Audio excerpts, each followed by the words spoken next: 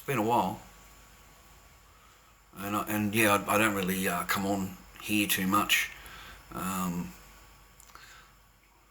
Too easily reported. Too easily reported, that's all. So I don't bother with it. I think I thought it was a teenager app, but you're supposed to be over 18. But then I worked out we've got a whole generation that are really easily offended, just about anything, everything, whatever they can think of. Sometimes they'll just report you just because they don't like the look of you, just for that. They don't like the look of you, so they'll report you. That's all good. That's cool. I'm kind of over the social media thing. I'm kind of over it. Like I've spent a long time doing streams, many years. I started out in Facebook, mate. The marriage went to shit. So then I went over to YouTube, spent years there, and I got told about this place because it had a lot of videos about me. It had a whole pile of videos. I thought, oh, well, what have they done? So yeah, that's what brought me to TikTok. I wouldn't have even known about it, mate, if there wasn't channels of videos about me. So that's all good, man. That's just like snippets out of my YouTube channel. You can't do any of that anymore. You can't do any of what I was doing before now. You can't. You won't get away with it. Okay, they'll take your whole channel down. So the same as on here. I think the AI gets you banned too. As soon as you raise your voice or change your thing, or the algorithm picks up on it. Thanks for liking the life, man. I appreciate it. I hope you've been kicking up, boys. I am just making my favourite coffee, okay? I just got home, I'm just making myself a nice coffee, and then I'm going to work out what I want for dinner, because I've got to... Being a man, we do all. We do all, fellas.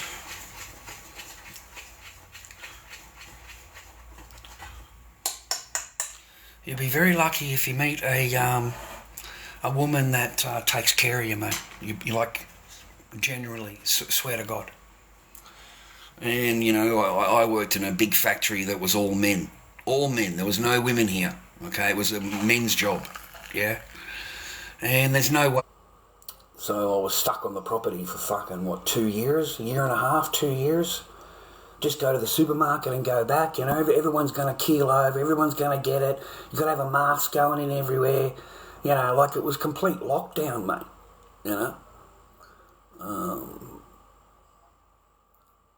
Bolo. What's a bolo, mate? Never heard of a bolo, mate. I don't know what that is, mate.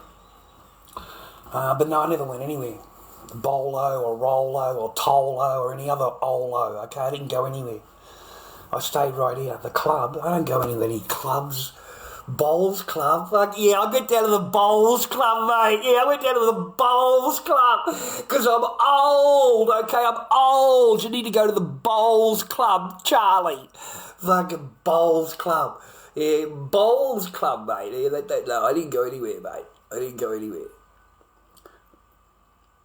The Bowls Club. Now I know you had me reading it on, mate. Fucking funny cunt.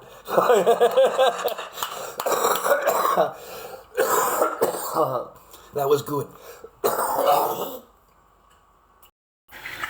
So they've got bills to catch up on, mate. So no, it's been really slow I think all sales on eBay have been slow. Not just masks. Like everybody. Everybody. Have you seen the price of silver? An ounce of silver on eBay?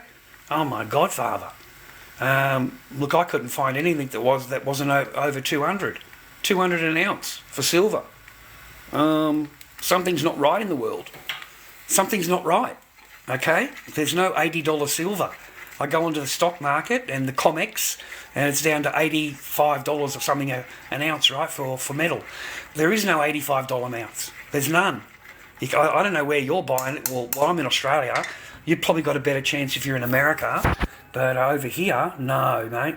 The Perth Mint, yeah. Perth Mint, 200, mate. 250 in the Perth Mint.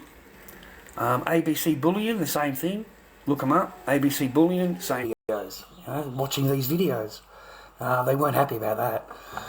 Unfortunately, we live in Australia, and you got laughed out of the office. You got laughed out of the cop station because that's not illegal. It's not illegal to watch YouTube, okay? There you go. I didn't see you, man. There you go. Yeah, Unc. What's How you doing, young happening? fella? Yeah, Having a Unc. coffee? I mean, You having a coffee? You having a coffee at 7 p.m.?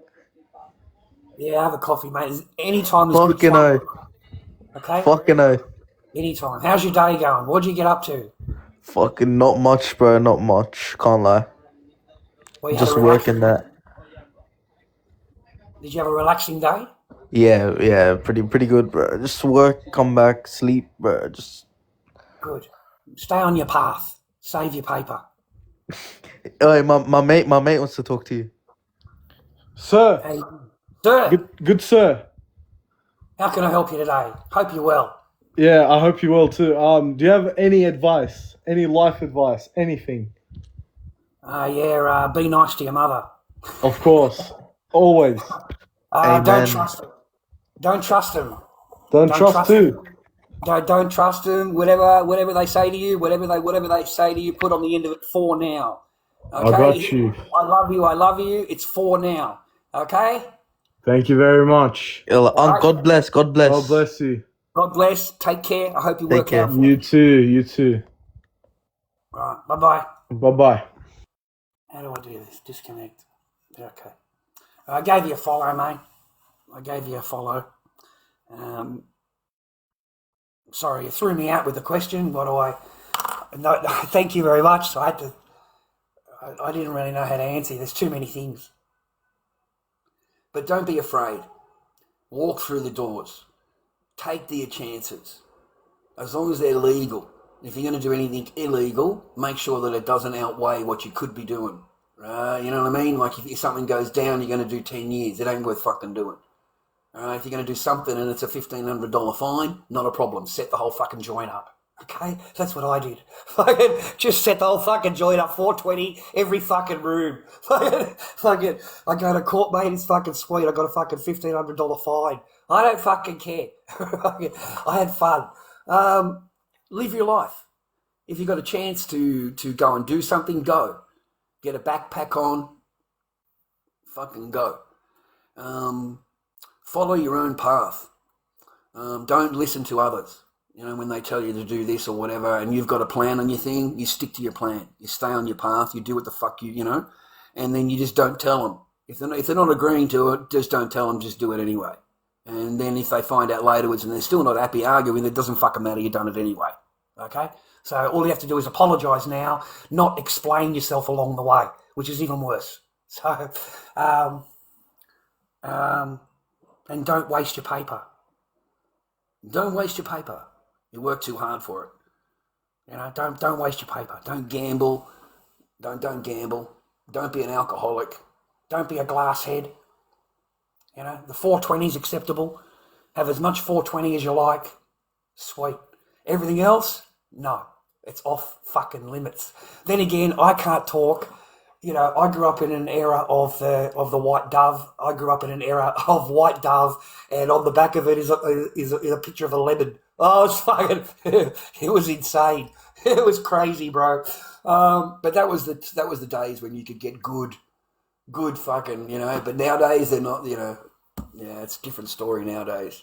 But back then it was a different story. Try and find love. If you can. But if you're searching for it, you'll never find it. You know, you'll never find it. That's what I found. But get your life together. Get out of home, get a little place, even if you're renting a room. Don't hang out with idiots. Don't hang out with dickheads. Don't hang out with fucking people that are going to get you into trouble. If they are hanging out with them, mate, make sure you think about before you go what the fuck they're doing. And if they're doing anything that they're going to get into trouble and you come along, you ain't going. It ain't worth your liberty. A lot of times like that, mate, I didn't go, okay? A few times I was invited to shit, and when I turned up and found out a few details, I got the hell out of Jack. I got the hell out. Now, I said to these boys, what do you think I'm going to go through a window at 4 a.m.? Do I look like the kind of guy that goes through a fucking window at 4 a.m.? Come on, man. Fucking seriously? I am so smashed by 4 o'clock in the morning, mate. I'm fucking out, okay? I'm out like a light. There's no fucking 4:20 that's out at fucking 4 a.m., mate. At 4 by the time fucking, you know. So I had to get out of the meeting. I'm not interested in that meeting. Okay, so be careful who you hang with, because they're the ones that are going to make a phone call. The ones closest to you are the ones that are going to put you in. Okay, be careful who you trust. Be careful who knows your business and who doesn't know your business. Be careful who you have hanging around you who's got a fucking mouth, because then every other person that you don't know is going to know your business. So you've got to be careful. Select your friends. Select them. You know, if they're handy, you keep them. If they're not, I'm afraid you have to cut it loose. You know, because they've got their path and you've got yours. So I have acquaintances. Boys. I don't have, like, your friends, rah-rah. I don't have anybody to visit. There's nobody that I can call up and is going to do anything, rah-rah. I've got people that I can say hello to, and that's, except for my sister. If I wanted help or whatever, my sister helps me, you know, but that's my sister. So, but anybody else, no. Okay? And women, I don't know what to tell you. You know, 2 marriages, mate, and, you know, I'm not perfect. I understand that. I'm not perfect, but fuck's sake, mate. You're completely blindsided both times. Completely blindsided. Everything's sweet and bang, you find shit out that fucking, you know, you won't like. What colour? What are your thoughts on the liquidation on personal assets for inheritance? What are your thoughts on the liquidation on personal assets for inheritance? What are your thoughts on the liquidation on personal assets? So you want to liquidate someone's assets for an inheritance. This is, I don't know. How do you want me to answer that? I've got no idea, mate. I'm not a financial person or whatever. I don't have anybody that's died. I don't have that. I've never had that situation. I got no idea. None at all. I don't have any. That's never happened to me. So I don't know. I don't know what you do. That sounds daunting. It sounds very daunting thing to do, to have to do. But I suppose you would liquidate it all. You know, that's what they want, do they? The house and the property and whatever, right? And they want to turn it into a liquidation on personal assets, and the person wants to inherit it. Well, let them do it. Let them inherit it and then go through all of that. I don't know. Fuck, dude, I don't know. I got no idea about that. That's really full on. That's really full on. I don't know. I don't know. Was that you, Gorilla? What did you ask, Gorilla? I'll let you join. We're up to Ashman. UFOs and conspiracy talk. I don't know, man. Fuck, what do you want me to say, man? They're not real? I find it hilarious. I really do. I find it absolutely hilarious. Mate, people wouldn't believe ya if the fucker came out of the sky, landed in the fucking park across the road, thousands of fucking witnesses, and then flew off again. They would tell us we're crazy that it didn't happen. Okay? That's what they would do. They would take all your testimonies and tell everybody to be quiet. You're not allowed to talk about it. So you'd never know, even if they did, mate. You'd never know. And they are there, and they've captured this and captured that. Well, they're pretty shit at making it.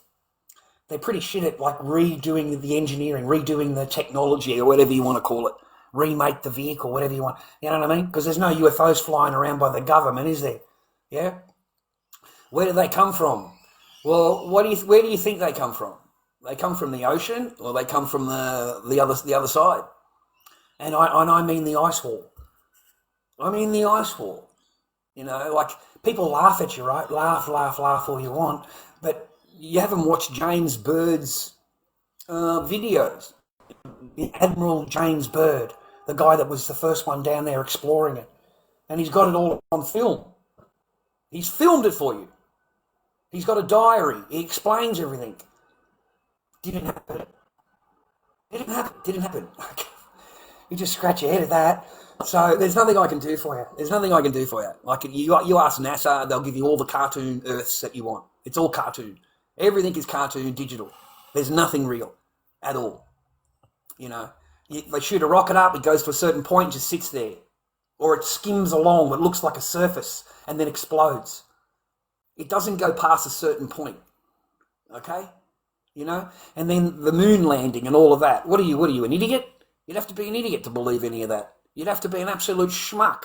First-rate stooge, mate, to believe anything. It's all fake. Everything is fake. Everything that we've been taught, everything that we've been told is fake. The whole storyline, the whole history is fake. Okay? Everything that we've been taught and known is fake. A created history, a created storyline, you know, and they control the narrative. They control the media, the schools, the education, the medical. It's been that way for, 200 years or whatever it is, you know. Ever since Rockefeller. Ever since he took over, man. He took over everything, the education, the medical, everything. Took it all over. All right, made it all petrodollar fucking chemical shit, because he makes it all. It's all made out of pharmaceuticals, made out of petro shit, stuff they've invented. He owns all of that. So go and check it out yourself. Go down the rabbit hole. Instead of asking people questions, go and find out yourself. You know, go and look up Tartaria. Tartaria, go and look it up. It'll be probably the last rabbit hole that you go down to, considering all the other rabbit holes that you've got. But look it up, because it did exist. It was an actual country. It did have the technology. It built all these buildings. I was looking at a video from 1840 or something, 1860, Australia. Dirt roads. People were all dressed like shit. The horse-drawn buggy, and yet you've got a huge big building here. Massive building. Like you just scratch your head. And you look at, and it was like a drive along the road. I want you to notice the poles that have got all the things coming off them, all the way up. Okay? You'll see them in all the old films. And if you don't have someone point them out to you, you wouldn't notice them. But have a look at the streets. They are lined with these particular poles. Okay? All the way along the street. And that was the free energy. That was for free energy, because it lit up the streets. It drawn down the energy and supplied it to the buildings that were there. These are logical things that you need to think that are there if only you think about them. How the fuck did that get built? Who built those things? Because these are horse buggy. They're not building anything. They're not engineers. They're not anything. They're just people that stumbled into the joint, found it. They found it. They didn't build it. So there's an entire history that's been robbed. An entire history.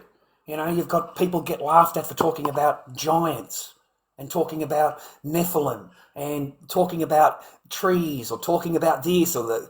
Go and look this shit up. You try to tell me those mountains are mountains?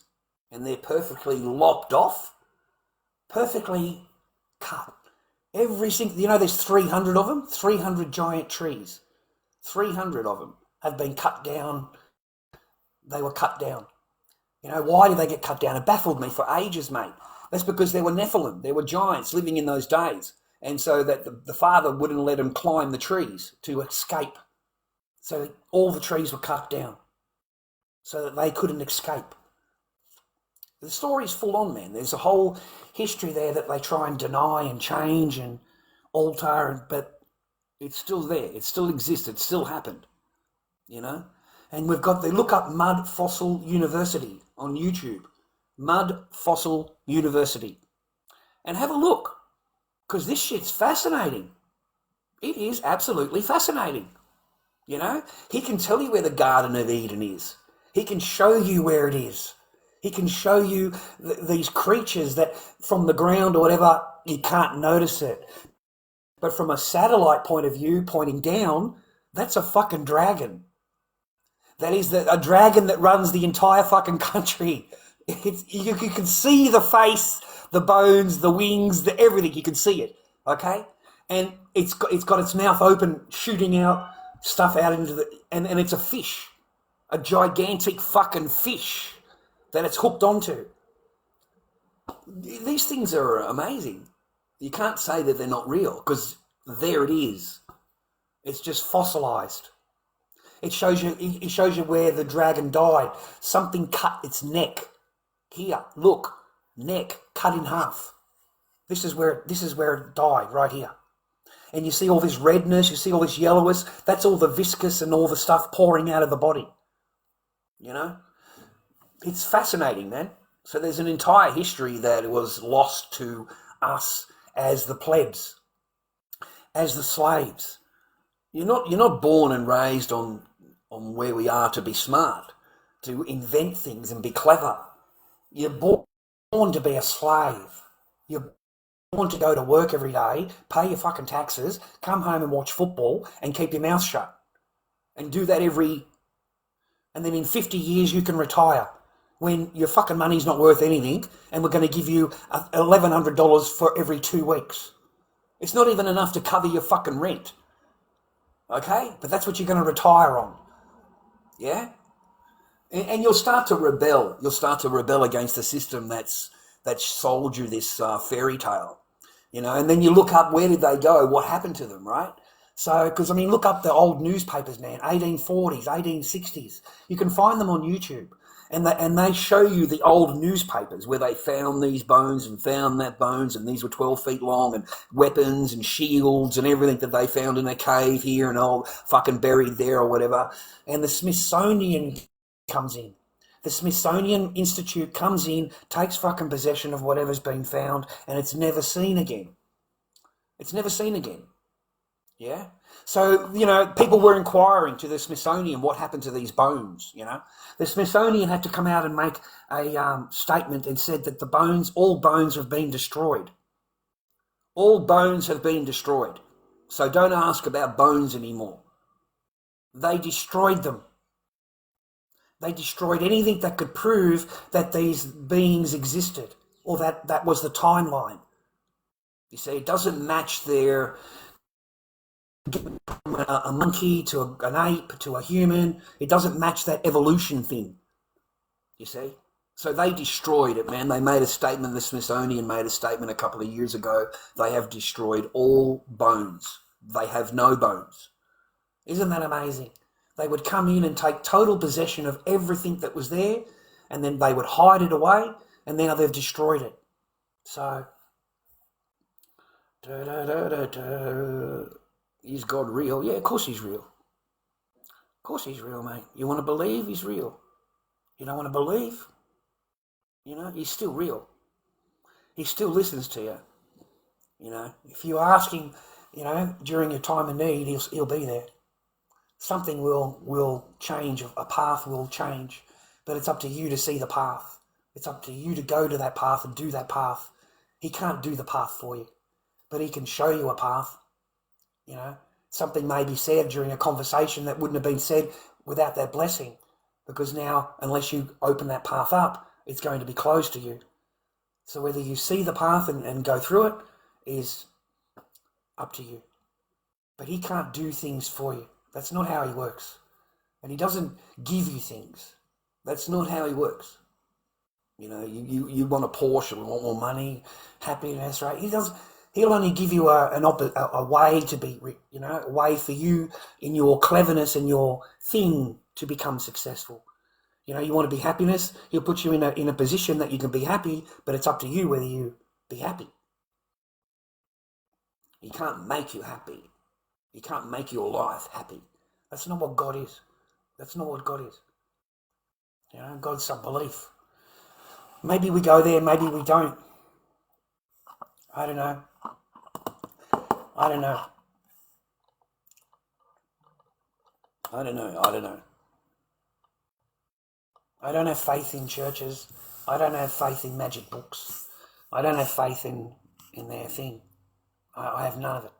I don't believe in statues or idols or painted windows. If I go to a church, it's got any of that, I walk out. I'm not interested in a minister that's all dressed up in the gowns and all of that. Yeah, I walk out. I've no interest in going back. None. I find it all fake. But if you're just going to preach the gospel and you're going to pass his word on, then that's worth listening to. And that could be anybody. You've got to remember, man, the Lord, he had no church. The church was created afterwards by the Council of Nicaea. You know, he was just a guy walking around trying to give peace, trying to show people a better path in peace and not fighting because he was surrounded by people. If you don't agree with them, they're going to ectate you, which is the truth. You know, you disagree with these people and, you know what I mean, they stone you to death, you know. And that's why he wrote on the ground, you know, he who sinned cast the first stone, because all of them have sinned. All of them have. Yeah. So, no, it's wickedness, mate. And if he did come back now, could you imagine it? The Pharisees are still in control. The Pharisees would do him quicker now than they ever did in the past. Yeah? Because they're the ones that are in control. Ishmael is the Pharisees. Ishmael is the Pharisees. You get it? The whole state is Pharisee. It's not. They hate the Lord. They hate him. Hate him. Hate him. Religion is for people that fear hell. Spirituality is for people who have been there. I find thanks in him. I find thanks in the Lord. I give him thanks, you know. I give him thanks for the apartment that I'm living in. I give him thanks for the couple of chicken wings that I've got in the fridge. I'm not starving, you know. Like, you know what I mean? Like, you've got to be thankful for what you've got and not always be wanting, you know. It's a different thing. You've got to be thankful for what you've got. Not always be on the wanting and missing, you know, missing this or missing that or whatever. That's the fallacy of people. You know, they're not thankful for what they've got. They see something over there, they're jealous of it, or they've got to stop it, or they've got to report it. They're not happy. They're not happy because you've got a better life than them or something like that. You've got a prettier girlfriend or whatever. So envy, you know, envy. It's a bad one. That's why I said you don't have friends. Envy. The more successful you are, the more that they will silently dislike you. Okay? So if they can get you for anything you're doing, they're going to be the one that drops the dime. They'll be the first one to make a phone call. Okay? And they will tell them exactly where everything is. Why? Because he knows where everything is. That's why. That's why they go straight to the fucking spot, right? Because they've been fucking told, mate. You know, they're on the phone. Jealousy, envy, jealousy. You know, you try not to deal with that in your life. Try and put it off to the, you know, try and realise what it is, yeah? Shit, man, I've had to move houses because people found out where I lived. I had to move houses. I had to get a new place, unpack everything and go and set it up over there because they followed me home. I had my peace and everything at home. They fucking followed me home, bro. So just a couple of my mates followed me home. And they want to know what I'm doing. Well, now they're at my front door. You know, no phone call, no nothing, mate. It's just lob up. I've got fucking shit going on, right? I don't want no one knowing. But now I've got two fucking monkeys in my house telling me what I should and shouldn't be doing. You know, if you don't give me this, if you don't give me that, then, you know, like fucking, mate, put it on me for 20 G's. Put it on me for fucking 20 G's, mate. Went in and estimated what this was worth, what that was worth. You just give me half in cash and I'll leave. What the fuck? Like, crikeys, mate. Be careful who you call friend. Be careful who you call friend. Even people you've let stay over, you know, you've put them up for the night. You've fed them. You've taken care of them. You know, they're still the ones that have put it on you. Yeah? I met a nice chick in the city once, though, because I used to just leave the house all day because if they're asleep. So I met a really nice chick in the city. She was a busker, Australian girl, long brown hair, and she used to sing outside of Myers. And I used to just sit there watching a hole and put $50 in, put $20 in. Nobody's given her any tips or whatever. So she, started saying hello to me, and I'm talking to this old lady. This old lady come up to me and started talking to me, and then I find out after 20 minutes that's her mum. That's her fucking mum. Oh my God, I've just had this conversation with her mother. I didn't even know. So yeah, I ended up sweet there. We were together until she had to go. She had some kind of contract in America, and she had a chance to go and sing, rah, rah, rah, rah, rah. So, I said, go for it. Go for it, go for it. It might be the only chance you get, yeah? So, go for it, That was the last time I spoke to her. She was a nice chick, man. Yeah, she was a nice chick, Aussie chick, a singer, busker. A busker in the city.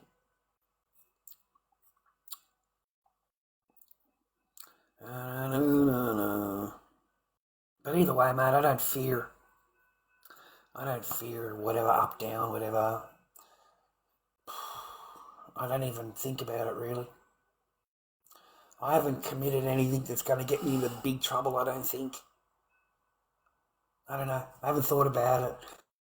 I think I've still got a few years to go, hopefully, before I actually have to worry about, about that kind of thing.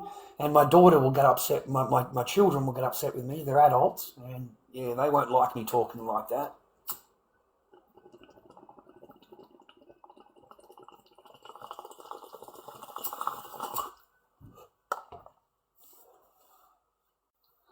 You know what I mean? They won't like that. Yeah, they don't like that. What is this? Bunny has lit up gifts in a gift gallery. What is that about?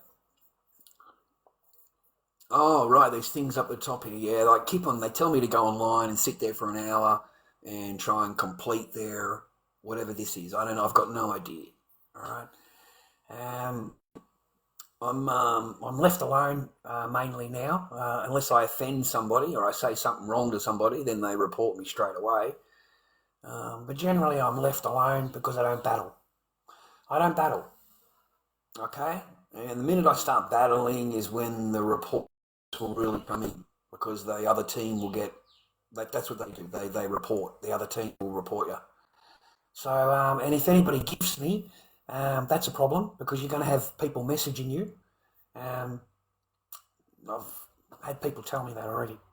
So, and then you'll get them trying to come and join their team. So it's a bit of a, I don't know, knuckle duster here on TikTok, isn't it? It's a bit of a knuckle duster. They're looking for any kind of roses or whatever. I don't fucking know, man. They're looking for any kind of thing. Oh, come on to show my masks, man. Anyway, come on to show my masks, man. I don't really care if you want to complain. You can fucking report. But if I don't show my masks, I've got no chance of selling them, really. eBay's been really slow. eBay's been really slow. No sales on eBay. Because it's Christmas, holidays, all that kind of thing. So these are on lorddobby79 on eBay. lorddobby79 on eBay. They're not $50 masks. This is $180. All right, I dropped it down from $220 to $180. I haven't listed him yet. I've got him for $220, the Corey. I pay 20% fees on eBay, 20% including shipping. So it's not cheap to list on eBay. And then I've got to pay for the shipping out of my end, because they take all the shipping money. So Anyway, these masks are available on lorddobby79 on eBay. That's my name on there, lorddobby79 on eBay. Okay. Da, da, da, da, da. Mate, there's no meow in here, mate. There hasn't been any meow, mate, in my life in, years, buddy. Okay? No meowing. Okay? It's been a sad fucking life, brother. It's been a fucking sad day. There's no meow, mate. There's fucking none. There's no meow. There's fucking none. It just doesn't exist. Fucking even when you marry them, mate. Even if you marry them, you get even less meow. You get no meow. You're a fucking monk, mate, when you get married. You're a monk. You become a monk when you get married. Yeah, it's horrible. It's horrible. There's no fucking, yeah. I was just joking with you, man. You see how I was hoping that you understood what I was saying. And the other ones are the Corey. And I got that one. And we've got this, the big masks. They're not little masks. And I haven't painted anything for ages, man. These are all my moulds. I make marks, they're all moulds. Okay. Because I masks. It's my hobby. Yeah, I'm single, man. Oh, yeah. It's about that. I wish I could say I wasn't, but fucking, yeah. Yeah, I live in peace. I fucking live in peace, mate. I have no interest in listening to all of their stuff, right? And other people's demands. Yeah, because I don't bring demands, I don't bring anything, but I've got to sit there listening to all of this stuff, right? So I haven't participated in a long time. And even when I was had a wedding ring on, mate, I got even less. So I've become like a monk. Yeah, just a monk. I've advised men to just switch it off, mate. Switch it off, because that's, you know what I mean. Switch it off. You don't need to think about it. What for? But anyway, at my age, that's what happens. That's what happens. Yeah, there you go. XRQ is single. He's very fucking single. Okay. Yeah, I set it all up for you. Okay, I'll become the singles fucking guy. Yeah, just don't tell Slammer or Timstar, because we're getting into. They might have the patent, the copyright on TikTok for that. Okay, so they might go a little bit mad. They might go a little bit crazy. We'll have a wedding success story. Success story. Da-na-na-na-na. Mm-hmm. Da-na-na.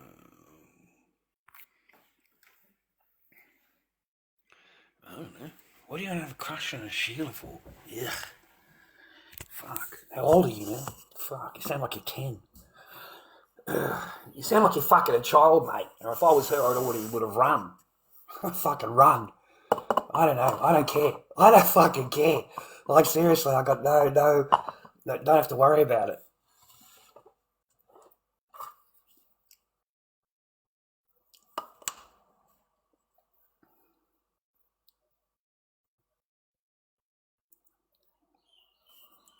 And knowing you, you're probably talking to, it's probably you. You're on both things. You're talking to yourself. You're talking to yourself, man. Fuck, you're talking to yourself, bro. Go get him, Sophia. Don't put up with his bullshit, love. Yeah, don't put up with his bullshit, love. Right? Fuck, you're both sides, man. What are you talking about? You are Sophia. People are funny that way. People are funny. Yeah, they'll sit there chatting to himself. He'll fucking ask himself a question, Sophia, and then he'll answer it. Next thing you know, you're going to get married, mate. By the end of the stream, you're already pregos, mate. You're already prego by the end of the stream. Fucking hell. No, I haven't. I tried to chat up Sheila's. I've tried talking to Sheila's, but they're just so fucking hard to talk to, mate. Like I didn't get past Good Morning Miss. I didn't get past take your time. I'm not in any rush. I didn't get past that. So I don't know how you have a conversation with them, because most of them that I met, they're fucking stupid. Sorry, but it's very hard for them to have a conversation unless it involves them, unless it's completely about them. Then they'll sit there talking whatever you want to talk. But the minute you bring up something that you want to talk about, you'll be cut off. You'll get cut off because they don't want to hear what you're talking about. I found, if you want to, when I was young, don't interrupt them. Just let them fucking talk. Talk. I don't know. Fuck, I don't hear it. I don't hear anything she's fucking saying. But I just fucking agree with it, mate. The more better. Listen, boys. If she's talking, that's great. Let her talk. Don't interrupt her. Just feed into it. Don't change the subject until she's ready to change it. And you'll get along much better. If you're going to interfere and interrupt her when she's talking to you, that's it for you. You're done. Because they don't have that patience that you have. They have entitlement, okay? You don't have entitlement. They do, okay? Remember, they're walking around on the gold. They've got the gold. You want to be a gold digger? It's fucking expensive to be the gold digger, okay? So they all know they've got that power, bro. They all know they've got that power. And the amazing part is that power exists for you. The next one that comes along, he won't need any of that power. That'll be handed to him, given to him freely, okay? Certain people have to work for that. Other people get it given to them freely. True. It just depends how, attracted, right, that it changes.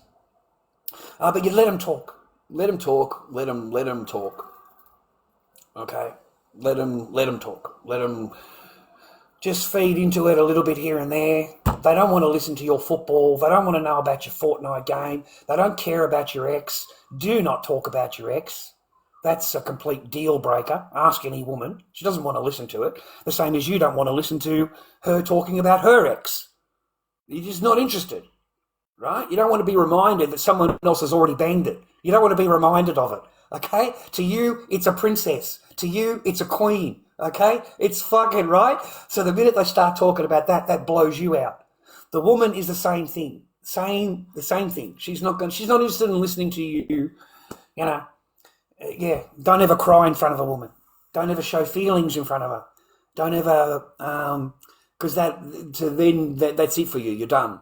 The minute you show feelings or you're upset or, you cry or you fucking want to show your feelings, you're no longer a man. Okay? Even 10 minutes earlier, she's telling you that I need you to be more open with me. I need you to do this. I need you to be more, more open, share yourself, so to speak. The minute you do that, that's it. It's finished. You've never seen anything dry up so quickly, bro. You want to watch a lake dry up? Fucking do that. It fucking goes from moist to fucking dry. It goes to a desert, mate. You got no fucking chance of jumping in the lake and having a swim. You got no chance, all right? So, no, I'm not. I don't drink. What, do I act like I'm drunk, do I? Why do you fucking run me down for? You're in my fucking chat. I'm not in yours. You're in mine. All right? So, you'll show courtesy, you'll show respect, or I'll put my boot in your ass. Real simple. I'll kick you out before you report me because you don't like what I've said. Because that's all you do. You just report. Yeah, report.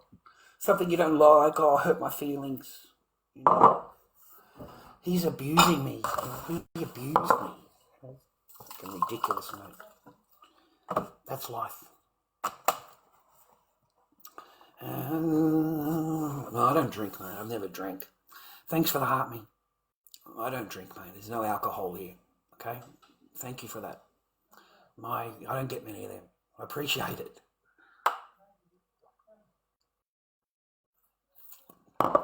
Oh, mate. There is nothing better than icy orange juice. Like icy.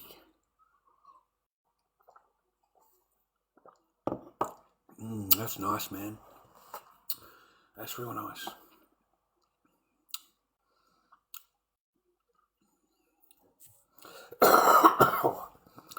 Stay happy, healthy and well, viewer. Live your life in peace. If you can't be with the one you want, mate, then love the one you're with. Yeah? And if you can't do that, mate, get the hell out. Get out of Dodge. There's no reason when you're there unless you've got kids. Then you have to put up with it. But if you don't have any kids, then out she goes. Or out you go. There's no reason for you to put up with it. None. Even in the past, mate, with the Sheilas that moved in, you know, like I'm not silly, okay? You know, when my girl comes to me, she's an actress. She does stage plays. And in the past, that is, we would do the lines together and she would learn her lines. And then when she went to the play to, you know, apply for it, she already had it all down pat, the entire script, okay? Because, you know, I'd spend the time with her going through the script with her. So, you know, one day I'm sitting there and suddenly my Sheila gets up, you know, she starts getting dressed and does her hair and does her makeup. And I'm thinking, you know, something's not right, you know, because there's nothing, we're not going anywhere. So I said to her, where are you going? She said, I'm just going to go and visit my friends. I'm just going to go and visit my friend. That's what I was told. That's not where they were going. And it only took me 2 phone calls to find out. And it's quite heartbreaking, mate, because the person's walking around getting all dressed up, rah. She lives with me and she doesn't think that I know where you're going. And you're going on a date. You're going on a date with this guy, rah. You're meeting him here. Like, and I'm watching my Sheila get all dressed up and she's a really good looking chick, you know, really pretty. And, yeah, it's heartbreaking, man. So, you know, it comes back at 2 o'clock in the morning, you know, 3 o'clock in the morning or whatever. I told her to get out, pack your bags and go. Pack your bags, okay? It was sad as fuck for me, dude, okay? Because I really liked this chick. I let her live with me, for fuck's sake, you know? And then I done some checking and I find out you're not here, you're not there where you said you were. And then I realised what the hell was going on. You know, they want to be out on dates, mate. They want to be out on dates. So be careful. Be careful who you trust. Be careful who you let in. I'm okay. Coming online helps me. It helps me with my depression and shit. It helps me. So I come online. Oh yeah, yeah. I'm okay, man. I'm trying to just move along in my life, to be honest. You know, the main battle's over. There's no more courts. There's no more court. And I've got to try and get over that hurdle and restart my life. And hopefully I hear from my child when she grows up. Just like my other 2 children. So it's you know, I get depressed when I think about it because I feel robbed. I feel robbed, mate. I feel robbed of the opportunity of having a wife and being a husband and of the opportunity of being a father and raising my children. I feel robbed. Robbed. Other than that, I'm okay, you know, because I like being dad. You know, I liked being dad. And it just sucks that I can't do that. And, you know, they looked for anything they could, man. I spent 4 years in family law court. I did everything proper, everything legal, and I still got totally shafted. And the person didn't have to speak a word of English, didn't have to even say a word. They had numerous people on this side over here protecting and finding anything in the armour, anything that they can complain about, anything that they can, you know, pinpoint out why you should never see your daughter again. Are you kidding me? You just look at this person who's supposed to be so learned and so highly paid, and they look at you and go, you should never see your daughter again? For what? Based on what? Oh, well, you've got these DV things on here and DV this one. And I'm thinking to myself, I never got arrested for no DV, right? After the court case, I worked out what the hell was going on. These fucks, mate. When I first had an order 4 years ago, you got 24 hours to remove everything, right? I forgot a picture and I forgot a comment. So that's the two charges. I got $600 fine and a $900 fine. And when they put it onto the screen to show in the court, they've got to put it down as a DV. DV. So that's how they've got the chink in the armour. Oh, you're going to do this and you're going to do that. Oh, mate, I've got certificates up the Harris. I've got every certificate that you could possibly ask me for. You know, I've spent 4 years in family court.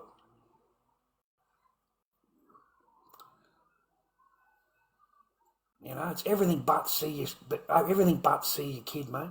Everything but talk to your kid, see your kid. Everything but. Everything, anything, whatever you can pluck out of the air, mate, in family court you can accuse. No proof needed. You don't need proof. You just accuse. So it's a hard road. Like, it's an insanely hard road. And the whole time they're calling you a liar. The whole time. You've got certificates, they still call you a liar. You got a certificate, they still tell you that's what you're doing. You got a certificate saying you're not doing it. It doesn't matter. You're still doing it. Okay, you've been accused of it. It's a fucking joke, bro. Like, you've obeyed the laws completely. You have no court order. I don't have any court order. I've got nothing. Nothing. I can say whatever I want to say. Nothing at all. You know?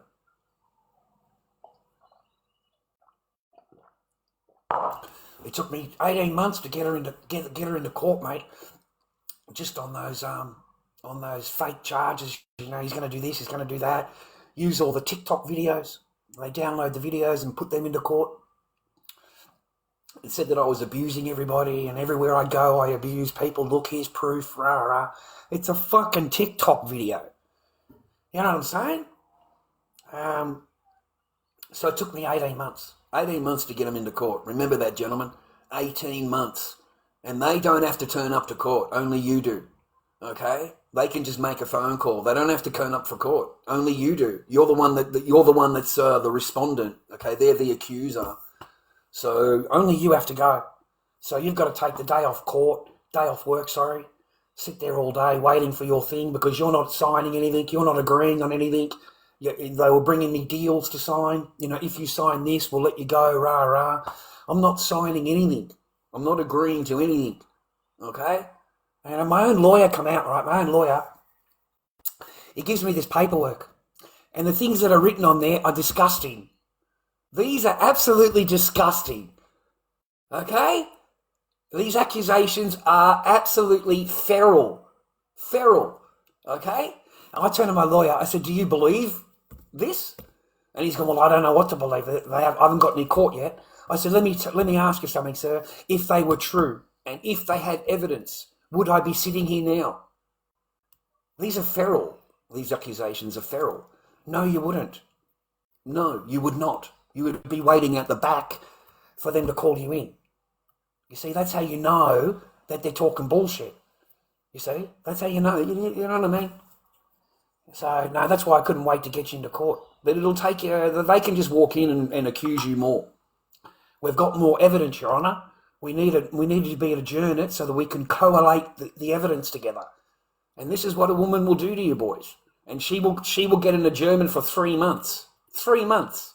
And that's over the time of the order. Over the time now. Your order should have been gone. It's over the date.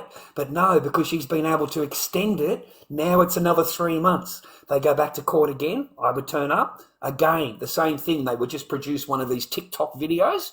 And they'd say, look, Your Honour, we've got new evidence. You know, he's a really bad guy. You know, he's abusing this one, abusing that one. I would just laugh. Honestly, I'm fucking laughing when I go back. I get a coffee and a donut and a fucking sandwich. Because this is bullshit. It's fucking TikTok video. It's a fucking TikTok video. Like, fuck. And I've got to try and explain it to these straight people, man. The lawyers and the other side lawyer and the judge. They don't understand this. They don't understand it. It's not in their world. Okay? They just look at a video and they think it's real. You know, they read the title of it and they think it's real. So they'll proceed on charging you. just based on a title. They don't even look at the video. My own family law court order, my own family lawyer accused me of the same thing. And I asked her, did you watch any of the video? And she's gone, oh no, it's too disgusting. I said, but how do you know it's disgusting if you haven't watched it? I said, that's ridiculous. I said, I'm your client and I'm telling you that isn't true. And I'm asking you whether you've actually, because you're supposed to be my lawyer. So you're supposed to be looking after me. So you'd think you'd look at the video to see what kind of evidence they've got against your client. It's me walking on the beach. That's the video. It's me walking on a beach. It has nothing to do with the title of the video. You know? Nothing. But of course, they don't watch the video. They just read the title. So be careful, gentlemen, because these trolls can tie you up in court for 18 months. 18 months before I got them into court and actually had them, like, you have to produce the evidence now. You have just accused me of da-da-da-da-da. Right, where's your evidence?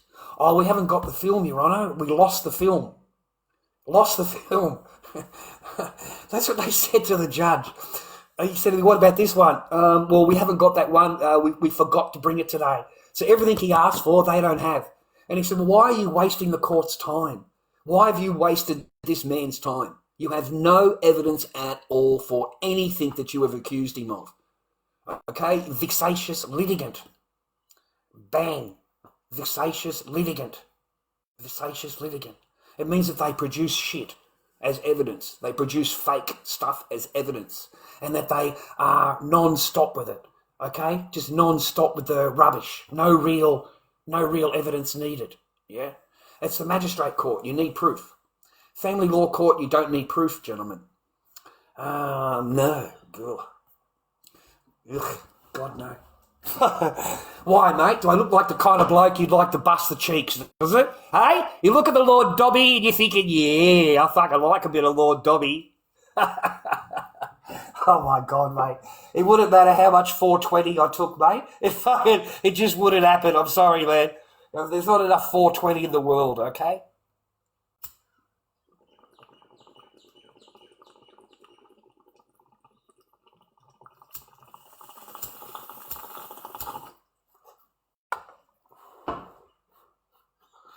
You know, I'm not saying there's anything wrong with that. You know, whatever makes you happy, man. I don't care. Nothing to do with me. Nothing to do with me. I don't even... You know, in my day, mate, they were in the closet. They were in the closet, nice and safe. Okay, they had the door closed. They're all happy. Everyone's happy. Fucking... Nowadays, they're out. They're out and about, mate, okay? They're fucking out, mate. They're very funny. I found a lot of GAY people very, very funny. Their humour, very funny. Very fucking funny, mate. You've often heard me in the stream YouTube talk about Darcy. Darcy was as flamboyant as you get. Flamboyant, absolutely out there. And was the most delightful person you could ever have in your life. A true blessing, mate, to have him in your life. You know, the humour that he bring, the positive energy that he bring, there was no negative about him. Never complained about it, whatever, doesn't want to, you're just happy. Yeah?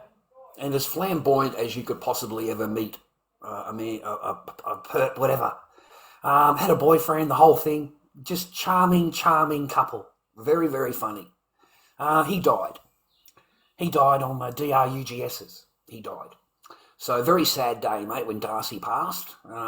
He was a lovely chap and dressed immaculately. GAY people, they dress pretty good, dude. They dress fucking pretty good. A lot of them have got some style and fucking of their own, right? No, mate, no. I also have family members that are part of the community that watch my stream. I have family members that are part of the community. So they're happy. I love them. I would never deny them. They're good family, yeah? So I've never said a bad word since. Never. Because that's part of the community, part of the family. If I said anything, it might upset part of my family. So they're not worth upsetting, mate. They're lovely people, and they should be happy the way they want to be happy. Doesn't bother me, mate. It shouldn't bother you, mate. It shouldn't bother you at all. What they're doing, what they're not doing, whatever. Shouldn't, unless it's in front of you or it's in your house and you're offended or whatever. I don't know. I don't have anything like that around me, so I don't know. But it wouldn't bother me if I've got relatives, got family, mate, that are in that. So I wish all you all the best. Thanks for fucking off so quickly, mate. You ask a question and then you leave.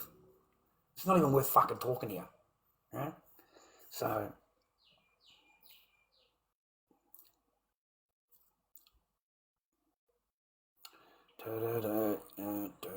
I've got no idea what any of that refers to.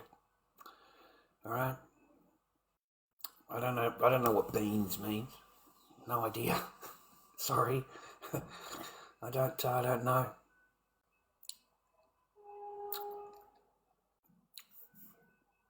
Anyway, I was hoping people would like my masks and go and have it lorddobby79. And if you were part of the channel, if you're not, I'll give you a follow back. When I end the stream, I'll give you a follow back. Yeah. So that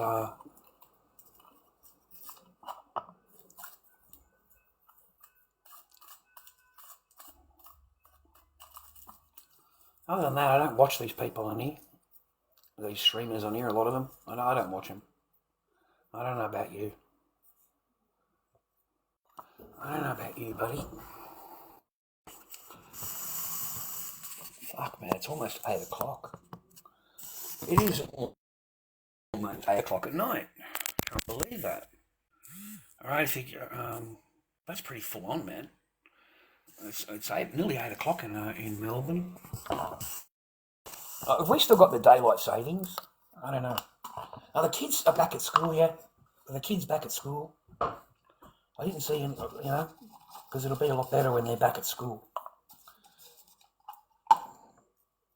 My beaches will be a lot better.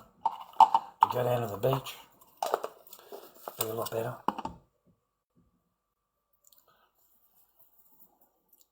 I've got to decide which mask to go on.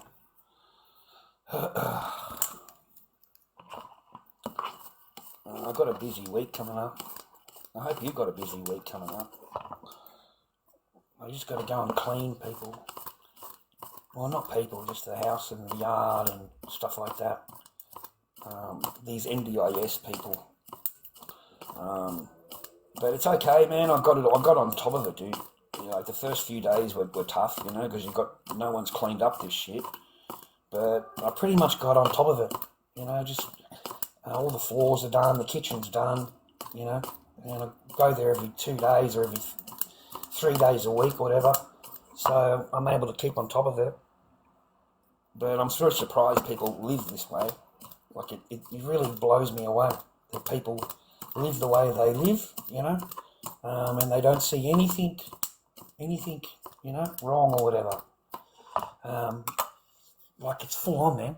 I came across one the other day. He must have spilt some oil on the floor in the kitchen. It was all like you could feel the oil when you walked on it. And it was even shoes. You could feel it, right? So I looked down and you could tell there was some kind of oil was on the floor. So I'm shaking my head and I couldn't work out what it was, but I thought, well, I better get that done straight away. And this guy's got no shoes on. He's walking around with no shoes inside. And that's fair enough, but he's on carpet. I was always taught, mate, when you walk in, it's carpet. You take your shoes off. You don't walk around with your shoes on, or you've got a pair of house shoes to wear, right? Because the crap from outside, you walk through your home, right? But anyway, this guy's no shoes. So he sits down, mate.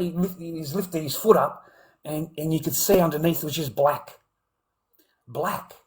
His entire foot, black.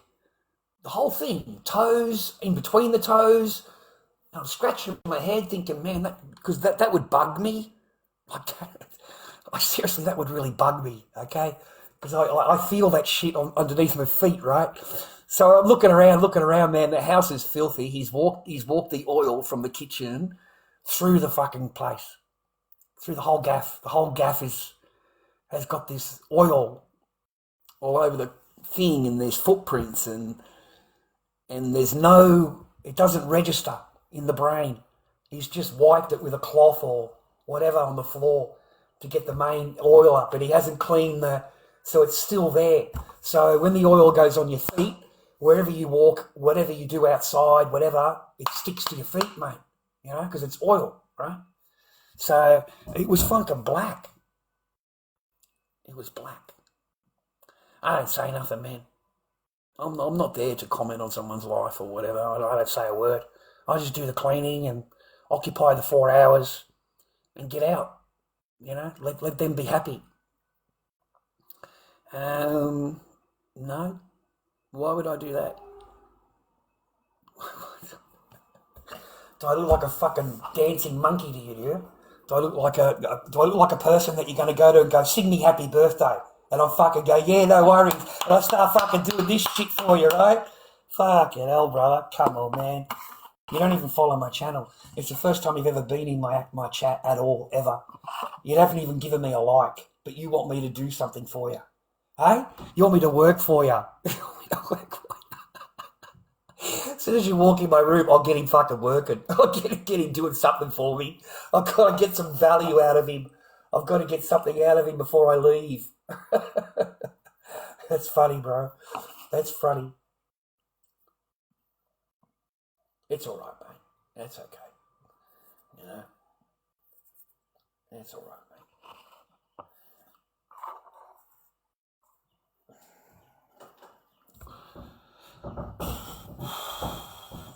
Just like normal, mate. They've got to have you working, mate. Just like fucking, you sound like it, yeah, just like normal. They've got to have you doing it, mate. They've got to try and get an earn out of you. I don't even know who I would be singing happy birthday, mate. I don't know. People go mad at me. I don't know anything about the football. Sorry, man. I don't know shit. I'm not going to lie to you. I don't know anything. I wear it because it's got poppies in it, and I support the soldiers, and I support them. I don't know anything about anything else. Okay, I got it because it's got the Anzac badge on it, and I support the soldiers because they're almost died out. They've almost gone, mate. They've almost gone. There's not many left. So I try and buy my poppies every year and try and support them every year. So they're not forgotten, mate. Lest we forget. Yeah? Because if we forget, then that's why they're able to get in the anti-Semitic and hate speech laws. Because as far as I'm concerned, every soldier died for nothing. Every war was for nothing. They've just signed it all away. They've given it away at the stroke of a pen. They've taken away everything that the soldier died for, everything that the soldier represented, everything that he went to war for. They have just signed it away. Yeah? So they're all traitors, mate. Our governments are traitors. Our government, this Albanese, whatever, all of them are traitors to the Australian people and the Australian way we grew up and our constitution or whatever you want to call it. But the reason that those men went to war and died is taken away. The stroke of a pen. I try not to think about it at all. I try not to think about it. I try not to fucking give a fuck.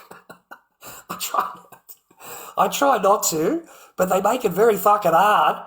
They make it very hard, man. Like they must hate social media. They must hate it because all of their inner things have come to light. Yeah, we can see the England, we can see the London, Italy, Denmark, all of these countries, mate, and what's happening to them. Do you want that here? Do you want that here? Because it's going to happen. It's going to happen. They don't fool me anymore. They don't fool me. The happy, we're all friends and all that rubbish, rah, rah. It's all bullshit. All of it is bullshit. And all you got to do is watch one of these foreign videos. And that is how they live. That is the laws. That is reality. Okay? The rest of it is all bullshit. Because when they get into power, that is the laws. They are the laws. Okay? So, no, mate. And to be honest, I'm a dad. I've got 3 daughters. 3 daughters. So, yeah, it made me think a lot. Like, it really did. It made me think a lot. You know, I watched a video the other day. You'll see it on here on Tiki or Instagram. I've seen it on both sites. But, mate, this was only, you know, tiny school bag in hand. And this person has grabbed it off the street, walking it into the alleyway. And 2 ladies have gone after him. Okay? So, but it's finished, man. You know, the England that I knew, the London that I know is gone. Gone. You know, Europe, all of Europe, Italy, gone. Gone. They'll all be waking up in the morning at 5 a.m. to the loudspeaker. Everywhere you go. That's reality. Yeah. So no, very scary, brother. Very scary for me. But I think I'll be past by then. They don't have political power. They don't have political power here. There's no political power. You've got the occasional whatever, but you haven't got the full-on mayor and all of the council members. Okay, that's when you're in peril. Because then they can change the laws, whatever they want, cancel celebrations, cancel this, cancel that. Only this one is allowed. This one gets a whole month of promotion, okay? But the other ones, no, they're against us. We don't believe in any of that. That offends us. That offends us, right? So it's just a matter of time. It's quite fucking sad because it's fallen. No, not a good fight. No resistance. Handed to them. Handed to them. Taxpayer funded. Taxpayer paid for. It's sickening. You know, and they don't care the politician. The reason is because they're not forever. The politicians are not forever. They have a 3-year period for you. And then they retire to a nice company energy job. A nice comfy job paying $500,000 a year around the country. They don't have to deal with anything they are. The laws apply to them. They are protected. They live in gated communities. Like, they've all got, every one of them, if you look into it, have got dual citizenship with politicians or politicians have got dual citizenship with Israel. They all got their kids on the wall of the little home. See, their allegiance into me or you. I'm afraid that ideology doesn't give a f about people. They are going to vote in their own people. They're going to vote in their own. Who don't, I mean, I watched Birmingham now. Birmingham now. They were English. Just voted into power. Don't English. There's a country in England, and he doesn't speak a bit of English. He doesn't think he cares about anything that you, or he's going to report the grapes, or he's going to report anything people. Absolutely not. Absolutely not. So what do I think about him? I don't think about him. I generally, it's a general thought every day when I watch a few videos and think, man, we are doomed. We are doomed. We are doomed. You know, this gentleman can have four happening at once. He can have as many children as he likes to each and every one of them. And by the time he's done, he's got 15 children, 16 children, and all of the kids playing outside, they're all his. And all the women that you see, yeah, that's his too. Okay? And it just goes from block to block to block. And, you know, they get mayor positions of power, and it's finished for me and you. The way that we live, they don't care. They will use our democracy against us. They'll use our democracy to get their laws passed. And if you say anything about it, you're the big R word. You're the big R word. And also the I word. They love that phobia one. Okay? So you're not allowed to say anything. That's how they quieten you down. But hey, all you got to do is look overseas. You don't have to ask me. Just watch some videos. Okay? And then I want you to watch old videos of that country. Don't have a look at an old Italian movie and see the streets, see the building, have a gift, and then have a look at old English movies, old English videos, and the streets, look at the rest, look how they look at it now. Okay? There are people defecating in the street over there. In the street, in between the cars. I watched another one, a lady with a full car, gets out of a car, just carrying 2 bags. And the guy was filming on the ocean. He's filming the ocean. And he said, "What's this?" And he pointed it over. She's got 2 bags. She's got the water. And she's emptied the bag into the water. It's just garbage from home. And kicked in the ocean. So there's no respect, no courtesy. They're welcome as long as they adapt to how we live. Live underneath our rules, our laws.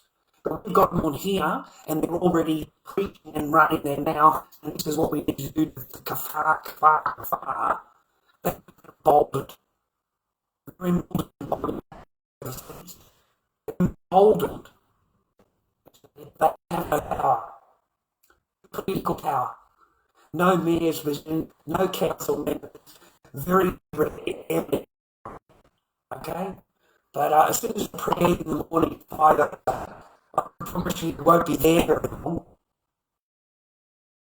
Not either. It's kind of people around you vote out real quick. You know, young people that with you, that play bagpipes. When you open your mouth up and back and open that up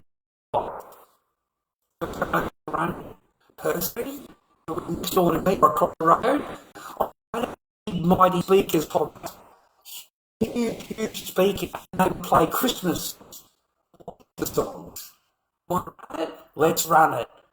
And I turn that shit off, and the minute you close your off again. Okay? But it's not going to show. See, all this does is show their dominance.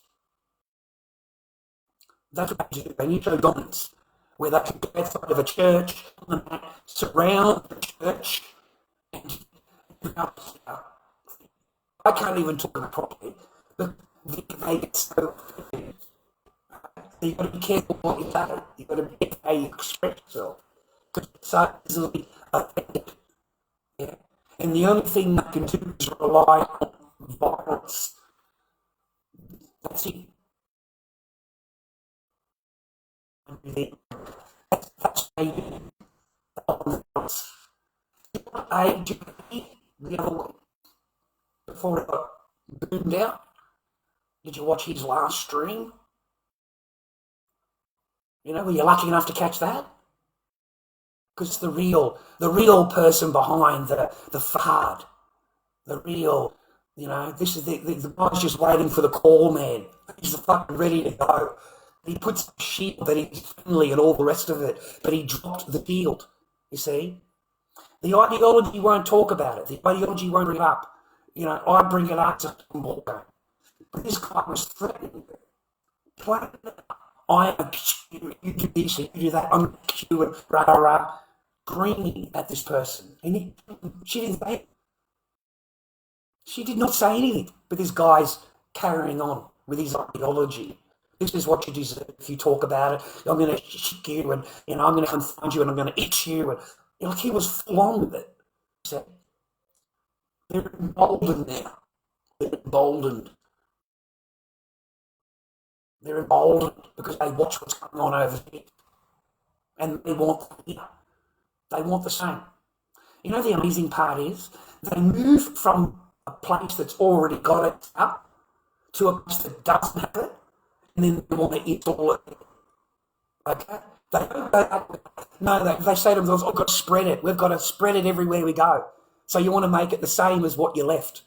The same rabbit shithole that you left. You've got to make it where you go. And then as soon as you've done it there, you'll move on to another place that doesn't have it. Because you don't want to live under it. You don't want to do what they tell you to do. You just want everybody else to do it. And then you can go and live somewhere else where they don't have it. And then they move somewhere else. That's the part of, and they just turn around and say, oh no, we have to share it. We have to share it with everybody. So the whole place is that. And what's this cousin thing? Never heard of it, mate. Didn't know it existed, that you could actually, marry your fucking cousin. That shit is what? Mate, I work in a factory. That's just the truth. I worked in a factory, galvanizing factory. And there's a lot of them there. A lot, okay? A lot, okay? And they're all married to their cousins. And I talked to me about it. I'm happy everything's, I didn't say anything. I've never even heard of it. Didn't even know that. Because, I don't think you can do that, I said to him. I said, I don't think you can do that here. In Australia, I think the rule's different.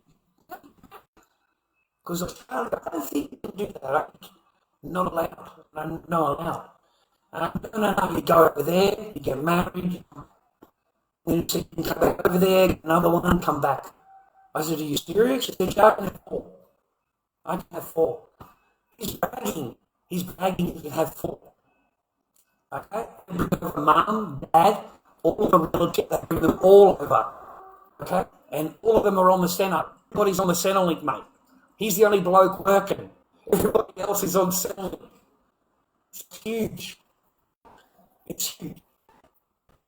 I never got in conversation.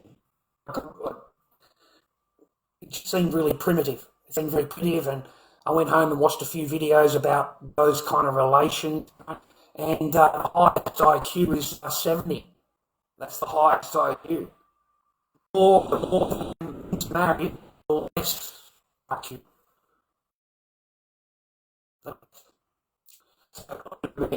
I don't follow that. I don't follow it. I don't follow you. It was my channel, mate. Does that look good to you? Can you look at the videos on my channel and say, yeah, I can get with that. I can follow that. I can bow down to that. I can put my heart and my belief into that. Really. When a man dies, okay, what happens to him in heaven? We all know, right? He gets to 72. He's non-stop. He's a fucking rabbit, okay? Because that's all they think about. Their lust, okay? When they die, you got 72. So you're going to be very, very busy because that's all they think about, okay? You ask the same thing of a lady, she doesn't get shit. She doesn't get anything. She gets to serve her husband, that's it. She's not allowed to remarry, not allowed to have kids. That's it. You're done. Okay? Because only he's allowed to do it. Only he's allowed to rah. You see? It's full possession. Ask them what happens when you die. It's a very lustful thing. It's there's no other thoughts about it other than you get, 72, rah, you live in this, you live, all you. But you ask a female, there's nothing much on the list. Okay? So,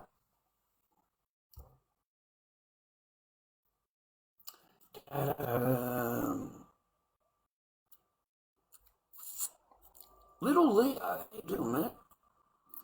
I hope you're happy, healthy and well, young man. I've been watching your cowboy game. I've been watching that a little bit. It gets a little bit boring, I'm sorry. Not your thing. Watching the cowboy game is what I've been saying. I like it when they're on a task and it's for some weapon that's whatever, but it ends up just being a shotgun. Like, I don't like fucking, you know, I want to be out hunting robbers. I want to be out fucking in gold or some shit, right? You know? So I was a bit of, I don't understand where the game goes. What's the object? Like you're supposed to retire wealthy with a branch and heaps of fucking cattle or what? I'm not living riding around a fucking horse forever. Like, fuck, I haven't got a homestead. I haven't got any cattle. I've got no fucking gold. I'm fucking robbing shit everywhere. But there's some good stashes. Hey, you watch the videos on TikTok and it gives you the cheats. It tells you where to go. And fucking, that's pretty cool, man. It tells you where to fucking go. Fuck yeah. Yeah, if you like, man, I don't care. I got to learn how to participation or whatever it's called. I'm not used to it. I haven't because social media you can't do it. Hi, Lord Dobby. Yeah, well, you're Mr. Leo, so yeah, we've met before, haven't we? Lord Dobby, I thought we met it's before. such an honour to talk to you. Oh, not really, mate. I watch your streams, so yeah, well done. Keep them going. Thank you, sir. I have a question for you. Go right ahead. Yeah, thanks for the question. Wait. I'm going to die soon. I'm going to die soon. You didn't fuck it up! You cunt! I'm so sorry. I had to do it. All right, man. Thank you very much. I appreciate you. Take care now before I get into more trouble. They were difficult times. They were difficult times for Lord Dobby back then. They weren't evil. They weren't good times, and I did a lot of things that I regret, or said a lot of things that I regret. I shouldn't say regret. I shouldn't say that. As a man, you don't regret anything you do. You just do it.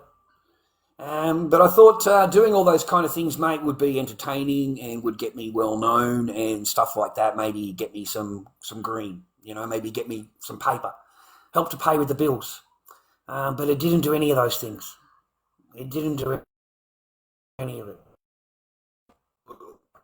It just bring you harm, bring you boxing and people wanting to do you harm. You got a freaking hostage. They come in, button, the fucking house, much full handed, scared women, and they go there. But it was.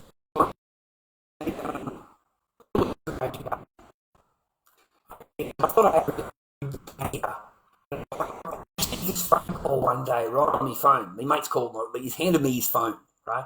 So I'm on the phone, I'm listening to this guy, and this guy's fucking chewing me out. He's just yelling, screaming, and abusing me on the phone. I don't know who the fuck it is. But the minute I said, mate, what the fuck? He's gone off more. He's gone off even more. All I've said is one word to the guy. So I just handed the phone back to Troy and said, I don't know what, you'll have to deal with that. And Troy started laughing.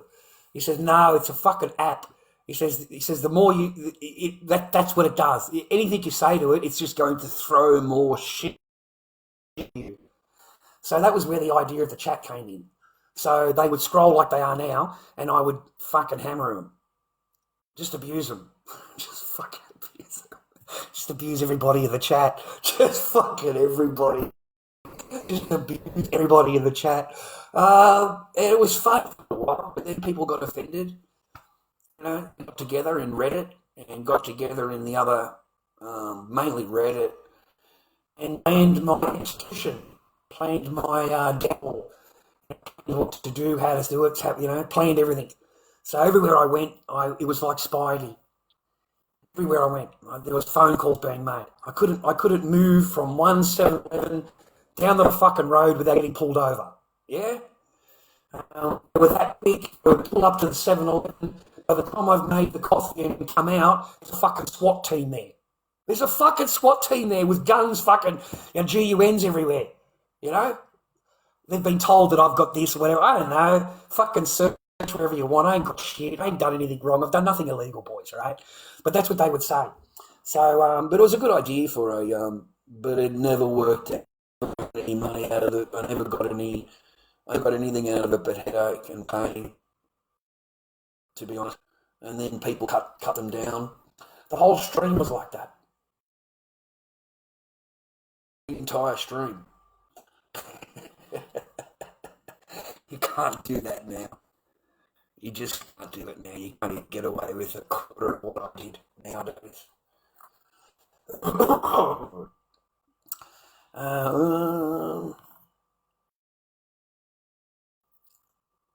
another bit about mate. No. I can't get into trouble. It's already on TikTok, mate. It's all good. It's I don't care. I don't care, mate. I really don't. I don't care. There's millions of views on those videos, mate. Millions of views. So, the smart one is the bloke that came up with them, Leo. He's the fucking smart one. He's got an entire fucking channel, mate. He's got like so many videos, and he's American based, so he'd be getting paid.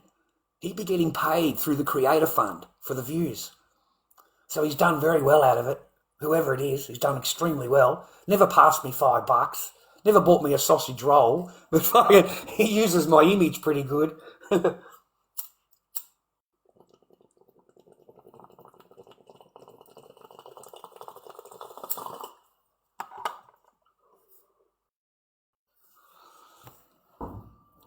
I'm 420 friendly. I don't have to give any excuses. I don't care. 420. Everything else, no. But 420, not a problem. I've got a medical certificate. I'm legal. Okay?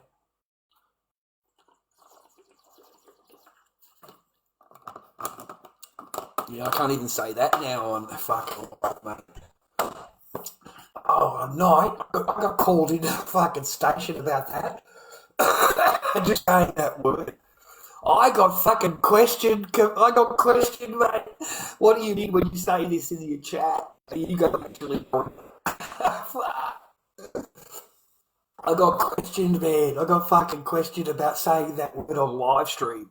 Because nowadays, if you say that, well, you know, I said yeah, but I'm not wrong ideology. So I said, the wrong ideology, love. I said, when someone like me says that, it doesn't mean that we're going to actually, right? If someone from the other ideology says it, you may have to fucking worry about it, all right? Because they actually do it. They will do it. Yeah, they will do that to stop a celebration. Yeah, to stop a celebration or to cancel a celebration so that the celebration never again. Next year, cancelled. They will do it if it means cancelling it. If it gets it cancelled, then they will absolutely do it, and they will not hesitate to do that. Not hesitate. Fuck, mate, they burn the Christmas trees in England. They burn them. Yep, every single one, the councils have put one up, you know, the real big ones, they came along and burned them. They just set them on light, set them afire. Okay? Because you're offending them. You see? You bring in too many. There's too many. There's way too many. Way too many. I feel sorry for these patriots that are out on the street protesting and yelling or whatever. The other English guy or whatever, he's warned everybody for years. I don't remember his name. He went to jail, young fella. Can't remember his name. But he talks about it all the time, rah. And yeah, it's finished. It's over. Too many. You know, and you watch them with the flags, and you think to yourself, it's too late. It's too late. All of your English flags and all of your protesting and yelling and all of that shit, it is too late. It's over. Okay? You have no political power. Okay? They are the mayors and they are the council members. Okay? It's too late. You have lost. You're finished. Okay? Once they get political power, that is the finish of it. That's the end of it. Okay? You may as well move out. Go and live in the country somewhere. Go and find a nice little quiet house.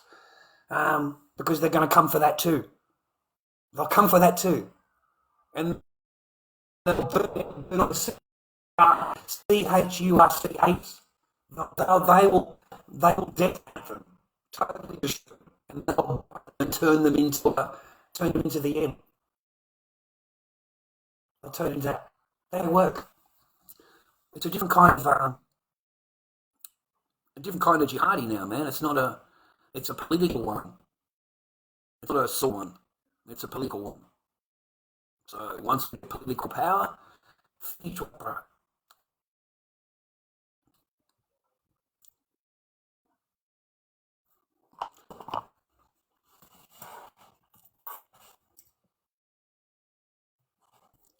It's a beautiful day in the neighborhood, beautiful day. Want to be mine, want to be mine, want to be my neighbor.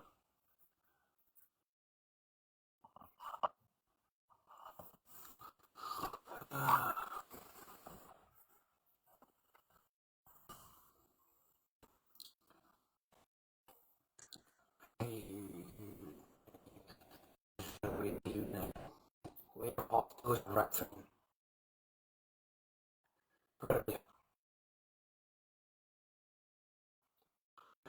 I can understand it.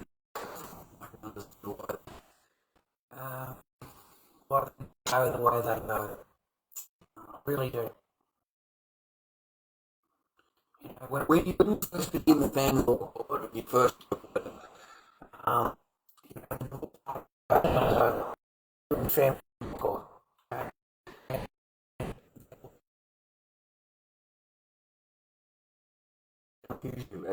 you'll get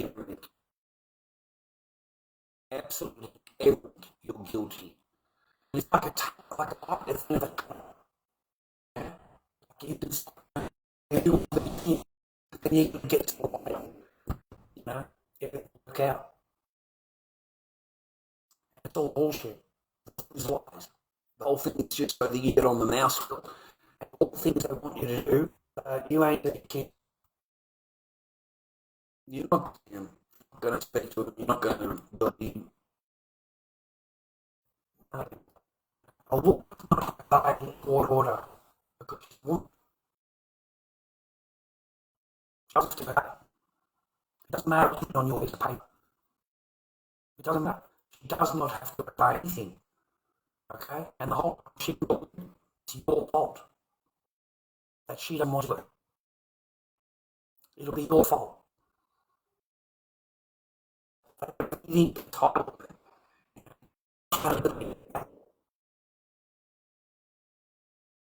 That's the flaw of everyone.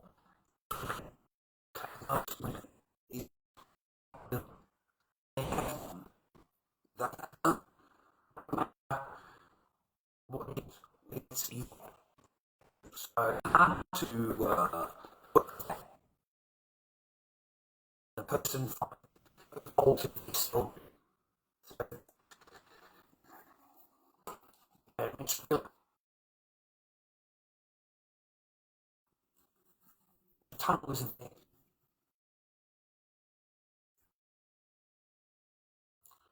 Mouse look big.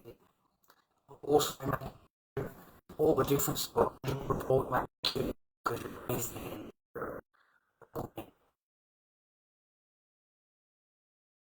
these courses, men's baby course, anger management, drugs and alcohol, parenting after separation, all the courses.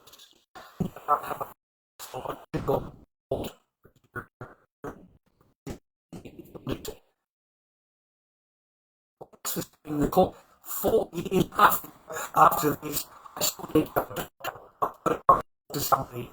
My therapy should be fine. Need the therapy. She's perfect. What you done, and what the report. Yeah, $50 a time, mate. $50 a visit. That's what the will cost you. $50. $50 for the hour. Okay? And you've got to do 10. And, you know, you've completed.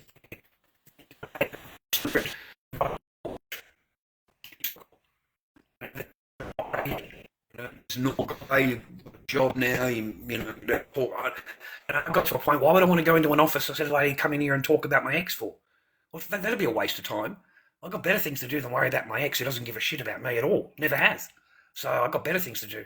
So that's when it kind of like ended the reports, ended the psychology thing.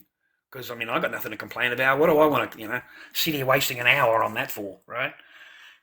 What a waste of time, especially after all this time, right? Because most Sheilas have already, they're already, banging someone else, mate. Fucking hell. They're already, they don't care about you, bro. They don't care at all. So remember that, boys. Remember that. Yeah. They turn to DRUGSs, man. Men find it very hard after their breakup and after the family law court. It just seems like a black hole. There's no tunnel no more. There's no light no more. It doesn't matter what you do, what you say, what you give. They've already made up their mind before you've even walked into the court. They've already got the paperwork done. They've already signed off on it. They're just waiting to basically tell you what they've already decided. And you're not even in the room. You've got no representation in the room. The lawyer's in the room. The family law court lawyer and the judge gets together and they make a decision. You're not represented at all. There's nobody in the room representing you as the father, okay? So then you go into court and you think you've got a bit of a chance, right? They've already got the paperwork done before you've walked in. They're congratulating themselves right in front of me.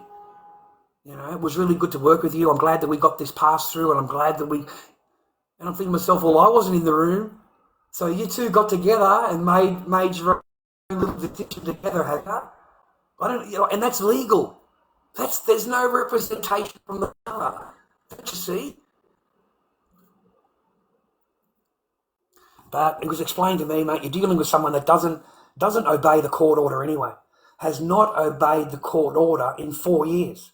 Has never obeyed the court order and has never will. And she is telling you to your face that she is never going to obey the court order. So the judge looks at it and says, well, they can't blame her. They've got to blame me. Your fault. She doesn't want to obey it. It's your fault. I don't want to speak to you anymore. Rah, rah, rah. My child's 8 years old. You're trying to tell me she doesn't want to be me, doesn't want to talk to me, doesn't want me. I'm asking her how to do. I've got a report. And that's and Dad, I want your dad again. See Dad again. That's the report. Not saying I don't want your dad. So I just turned to mate. They ignore it. You produce the report in court. They ignore it. It doesn't suit what the storyline. So they fucking ignore it. Because she's not going to obey it. It matter what you did. The person is never going to obey me. Or knows that that's going to do following the court. Fine, because because I'm not going to give up on the kid. So they know that. So all of it. Just on their own. They'll on their own. You never your kid again. It baffles me. It totally hurt me. It really hurt me. See, I've got real world problems to deal with, mate. Not their imaginary shit on here. Like their real world stuff. I've got a beautiful little daughter out there, mate, that's never going to know her dad. It's not because his dad's an asshole or a bad guy or treats her bad or like that at all. It's because the other side won't come to the ballpark at all. So I don't even know if mine's in the country, mate, because mine's a dual citizen. So they can go anywhere.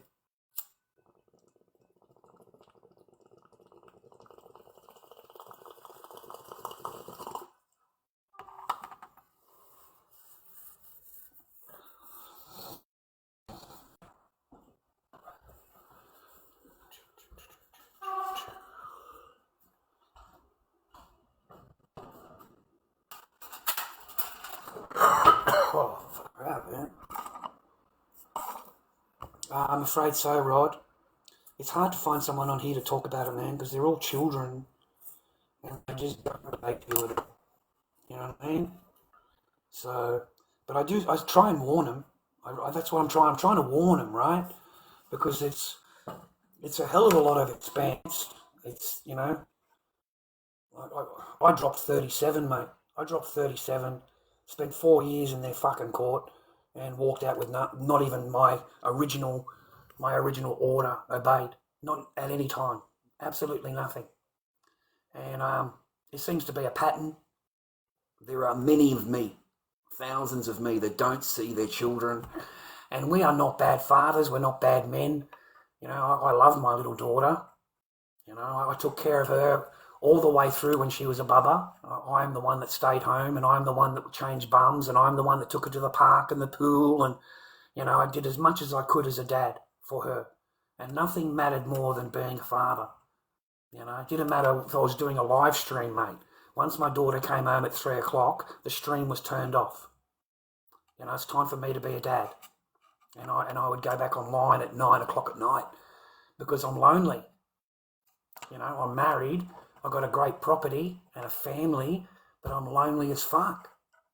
You know, the person doesn't even say hello to me, doesn't even talk to me, doesn't want to know fucking anything. You know, just basically, when are you leaving? You know, like you haven't done, you know, they want you out, man, you know? So it's horrible. It's a horrible thing. Especially the garage. The garage was fucking,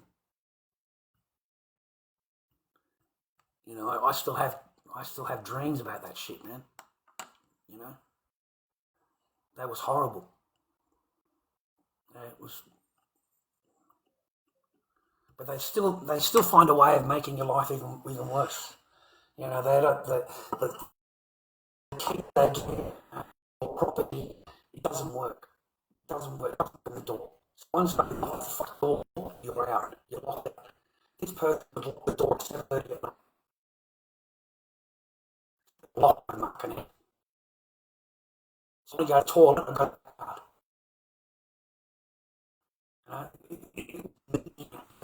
In the backyard. Yeah.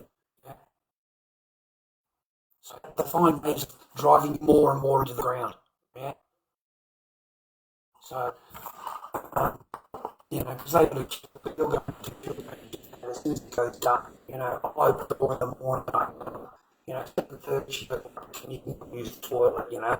Like, it acts like they're doing you a favour. You know, you just scratch it, man. You really do. But you never forget that is what a female will do to you. That is what they'll do. And they don't hesitate. They don't think about it. It doesn't matter to them. There's no hesitation. They're happy to put you in that spot. So that's what I warn other men. I warn them. And there was a court case here in Victoria 6 months ago.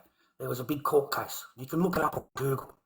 Anyway, this young man, he'd known the chick a couple of months, few months, 3 months, 4 months, he'd known the chick. He fell in love. You know, he fell in love. He wanted to get married, have kids. He thought this was the one. So his whole life he's worked hard. He's got himself a house, got his own mortgage, nice car, caravan, boat, the whole thing. So he moves in, or she moves into his house. She's there for 6 months, and then they have an argument and she moves out. A month later, there's a letter of demand from the lawyer demanding $60,000. Okay? And she got it. She took him to court and she got her 60 grand. Okay? Now that shit is scary. He did not have to marry her. You know, he let his girlfriend move in for 6 months, for Christ's sake. But she's gone into the courts and he had to take out a second mortgage on his home to pay her out. $60,000. You know, and it wasn't hard for her to do. It wasn't hard. You have to be careful, gentlemen, and guard yourself. Because it wasn't hard for her to do. You know, she took a bill off the fridge. You know, most men put their bills on the fridge. Most of us do, right? She took a bill off, paid the bill, didn't tell him, kept the bill. She went and bought some roses for the garden, you know, some palms and stuff like that. She kept the receipts. She then went and said to him, look, you know, I've been living with you for a long time. It all came out in the court documents. I've been living with you for a long time, can I help with the rent, or the whatever you want to call it. So she paid a mortgage payment, one mortgage payment for the entire time, the 6 months that they lived together. She paid one mortgage payment. Okay? So she had some kind of paperwork for it, a receipt that she paid it. She wanted to claim it on tax. So that's how she's got the receipt out of him. And so I'd want to claim it on tax, rah. He thought, great, not a problem, and that's all it took. It took a rental receipt, it took a receipt for paying things on the land, and it took an electrical bill. And she was able to claim 60 G's, She was the court that she paid everything. I paid all for 6 months, and I paid all the bills for 6 months, but he doesn't give me a receipt. And that's all she's got to do. She doesn't have to prove anything. She doesn't have to prove anything. She doesn't have to give statements and prove that she paid the money. Right? No. It's a word. You got to just fucking believe, right? That's what happened. You can look it up on Google. So 60 G's are costing that. Just for a girlfriend that moved in for 7, 8 months. See, you got to be careful, boys. Mine was the full jaunty, mate, the long con, the whole ball game. The person was so confident, just so confident within themselves. They would say it loud, and they don't click because you're a dummy, right? You're not smart here. So I'll drop things doing nothing to do with that. Yeah, that's what happened. Showed its cards. They show their cards, boys. The more you let them talk, the more happy you give them, the more they actually pay. You have to really play with it. You don't actually think, mate. It's not what you think. Mine turned into a full-on empress. Just demands. Just full-on, I am the boss, I am the boss. So I didn't even like when you took a shoe at the front door. It would come out and look at your shoes, mate. Make sure it's on the where she's. Otherwise, they tell you to come and move the shoes. Total dominance, man. No, they don't clean. They don't cook. I very rarely see. There's a few couples that I know where the lady does the cooking, but majoritively it's the man. The man does the cooking. He does the cleaning. She doesn't do cleaning. They don't like mopping or vacuuming or. Unless it's their place, then they will clean it. But if they come around to the man's house, if they live with a man, they regard that as slavery. Anything they do for you is regarded as slavery. Okay? They're not doing it because they love you. They're doing it because they have to do it. That's how they look at it. I like my coffee, you know that, right? I used to drink tea. But I don't like the bottom part of the tea because it's got all the bits of tea bag in it, all the little black pieces, and I don't like to drink that, okay? I only like to drink the tea itself. So I would leave the bottom of where the brown parts are. I'd leave them in the cup because I don't like to drink them. Well, this person's complaining, because I didn't drink all of the tea. So now I've got her. And there's nothing that I can do to say to the person that, right, because you've got to follow what they want. So I just made a cup of tea. There was one time where they offered me a cup of tea. I swear to God, they offered me a cup of tea. It was the only fucking time they ever offered me a cup of tea. So I was over the moon. I was really happy, wow, thanks. So I walked to the kitchen with her and I'm standing there trying to talk to her and trying to have a conversation with her because she's making me a cup of tea. And she puts the cup of tea down, and as she's walking away behind me, she says, I feel like a slave when I make you a cup of tea. I felt like a slave. Yeah. So that was the only cup of tea that I ever got in 8 years. I've got a couple of cups of tea in because it doesn't for parents. So it'll do it then with a little bit of smile on the face because the parent is there. But otherwise, no chance in the world, not even for a cup of tea, okay? So I've found that a lot of these, the lately, who I talk to, they don't like to do any cooking or cleaning or anything for a man. at all. Okay? Now, they'll go to work and they'll listen to their boss and they'll do whatever the boss tells them to do. Not a problem. Coming home to you, no. They want dinner cooked. They want the house clean. They want all the kids taken care of, bathed, and they want it all done. They want it all done. I was watching this, listening to this radio show. Really, really famous, the lady. There's a man and a lady, and they're really famous. He's really rude. And the lady laughs with him, Jackie O, or something like that. And the guy with the beard, the really rude one. Anyway, she was talking to him, and they were talking about relationships.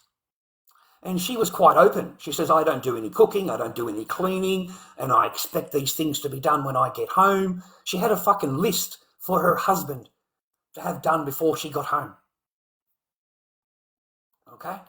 That's the generation that we've got now. Okay? And as soon as they're unhappy, as soon as their feelings change, they divorce you. They divorce you. They get rid of you. You know? And they're encouraged to do it. By the government, by their single friends, they're encouraged to do it. They also know, the women know the Australian law. They're not silly, mate. They know when they are ready to get rid of you, they get the majority. They get the majority. You'll walk out with a little handful while they get all. They take possession of everything, especially if you've got a child with them. Then they will get the property, the car, the bank account, payments. Huge money. The government, as soon as they get rid of you, they just go on a single parent payment. Straight away. Straight away they're paid. That same week, they've got money coming in from the government. Okay? So they're completely covered. They're encouraged to do it. They're paid to do it. I don't know what you call it. They're paid, that's what happened with mine. They get paid, man. They'll look at you one day, one night, and they'll, what are you worth, to keep, and what are you worth to get rid of? What do you want? Which one is worth more? Keeping you, or getting rid of you and keeping everything else, including your children? It comes to that valuation. It comes up to that valuation, buddy. Okay, so. No. I found out they decide everything before you've walked in. Yeah, I was pretty upset about that. I thought I was there fighting my case and trying to see my daughter and having this person, but I realised they're not going to obey anything. And the judge realised it too. There's nothing she can do to enforce it. There's no. The judge knows that I'm going to go back to the court and complain, and it's going to be a never-ending thing because there's no punishment, there's no accountability at all. None. I mean, this person has the gall to stand up and say, because you yelled 5 years ago, they don't want to see you anymore. They don't want to know you anymore. But you've seen the child 3 times since. You've paid for visits. You've paid. Right? And the child wanted to be around you, happy, rah, rah. But that's what they'll say to you, so they put it back on you. You yelled 5 years ago and she's traumatised and never wants to see or speak to you ever again. You fucking scratch your head. You scratch your head, buddy, you really do, because your daughter isn't going to be able to see you anyway. She has never agreed to any visits, never agreed to phone calls, video calls. If I call up, she just says, I'm going to call the police and I'm going to report you. She calls up here and talks to me and then denies it in court. Says, oh, no, I never called him. That's a lie. I never called him. That's a lie. So totally lies in court. And there is because it's a woman. It's a woman, boys. There's no accountability. None.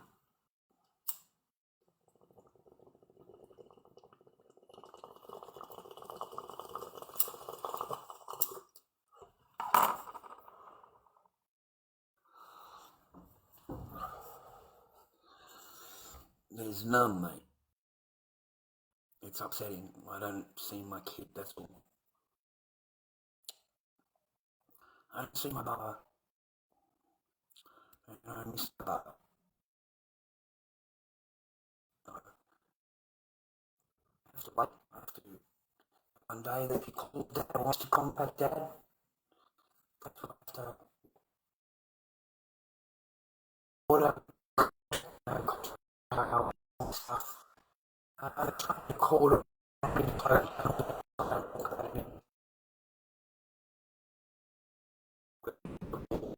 You've got cut in your life. Have a happy life.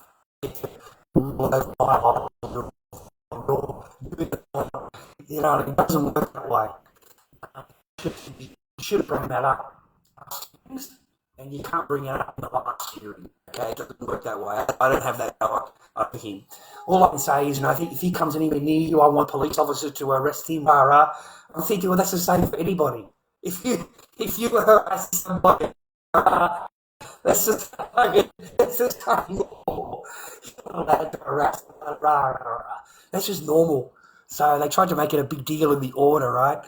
I authorise a police officer to arrest him on site if he does that. I'm thinking, fuck, that's the same as any other person. You can't do what that anyway. Any normal person can't do it.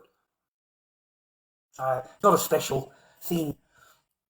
It's not a special thing. And then I realised that, well, I've got to go to family law court if I want to complain. So you want to complain? Go to the family law court and complain. Because I haven't got any court orders against me. You've got no blue coats power with me. None. No, I'm Australian. So as long as I disobey the government's new laws, this hate speech and anti-Semitism laws, I'll be safe. I won't be doing 5 years in jail. Okay? 5 years in jail. I cannot believe the government's power over us. I really, really can't. You're not allowed to criticise the government. You're not allowed to criticise what they're doing. You're not allowed to, like this guy will, I don't think they'll actually, until you're talking about them directly and they hear about it, or it's a political party or something like that, you're part of a group, and then they'll ban the entire group. They can ban the entire group. No proof of any wrongdoing. No one's in trouble for anything, but they can just ban it anyway. They can ban it now. All those little protest groups or whatever, whatever they were before, they're gone. They're gone. They're no longer even able to put their thing on and whatever they're doing, which I was never a fan of anyway. I don't like people masked up when they protest. I'm not a fan of that. I'm not a fan of that. At least when you're like me or whatever, you're accountable. You got a mask on. Yeah, you're going to start doing shit. You're going to start doing things you don't want to be accountable for because you don't want to be identified. You should be able to just protest peacefully, mate. Walk along the road, just like the old days. But nowadays, it's all violence. They get together, they clash. It's straight up punch up, and both sides get banned. Both sides. Government wins. The whole idea is the government wins. It's not you winning. It's not me winning. It's the government winning. You see? You're all falling into this trap of, fighting each other and That's what the government wants, to do that. So that we can come in and create more laws. And it'll ban everybody. Nobody. You won't be able to say a word. You have to ask permission, mate, to fucking protest. How is that a protest, mate? If you've got to get out of the cop station and get a piece of paper to say that you're allowed to go and protest. How is that a protest? You know what I mean? What are you going to do if they say no? You're not allowed to protest. You know what I'm saying? You're asking permission. Once you ask permission, then they can have judgment over you. You're better off just to go and do the protest and apologise later. Like fucking, you may as well do that. At least you still get to, But otherwise, they're going to just tell you no. If it's anti this or anti that, which would be normal in Australia, they'll get banned. If you're positive for Ishmael and positive for the government, then not a problem in the world. If you are a group that divides us, then they'll let you protest with all your flags. They'll let you burn an Australian flag. They'll let you do whatever you want to do because they know when we watch you, it's more division. It's more division. Now we're going to be fighting you, you're fighting them, they're fighting us, everyone's fighting each other, and the government gets to rule. problem, reaction, solution, viewer. So they give a problem, they give a solution to it, they come in and they get new things. Problem, reaction, solution. You know, they present the problem, they show you their reaction to it, they're waiting for you to react to it, and then they come in like superhero, you know, Superman and fucking, you know, Robin Hood, and save the day with new laws. Problem, reaction, solution. In the end of the day, they get their laws, and that's what they want. They want more laws. Yeah? Stop you and me from doing whatever you want to do. I don't know. Same as me. I'm not big into the protesting. I'm not big into the standing in a crowd and all of that, because I know that we're being filmed. I know that every single one of us identification is being found out. And I know that they're going to go through everybody's record to try and find anything that they can fucking lay a charge on. And you will get a knock on the door, maybe a week later, a month later. You'll get a knock on the door. You'll get a summons to court. You'll get a summons, okay? And they'll just fine you and then give you bail and on one of the court orders. So now you're not allowed to protest anything forever. Forever. That's it for you. And that's how the government does it, really, really slowly and quietly, just pumps everybody. And within a few months, 6 months or whatever, everybody's being banned. Everybody. There's no more fucking protests now. Yeah. Problem, action, solution. So that's why I don't fall into it. I don't fall into it, mate.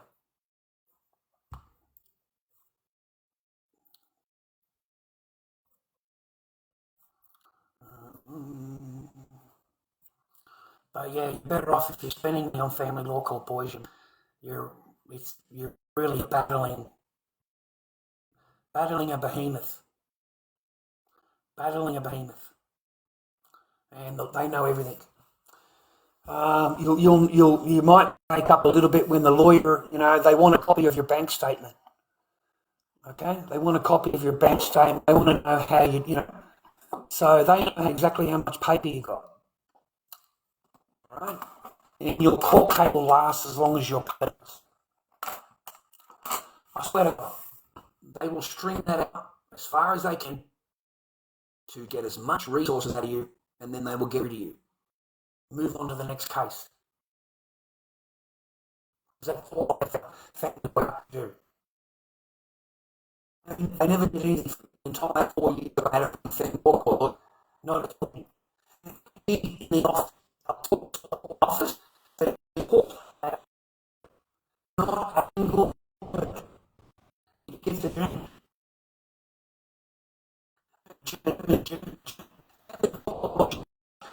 For 5 months to end the report.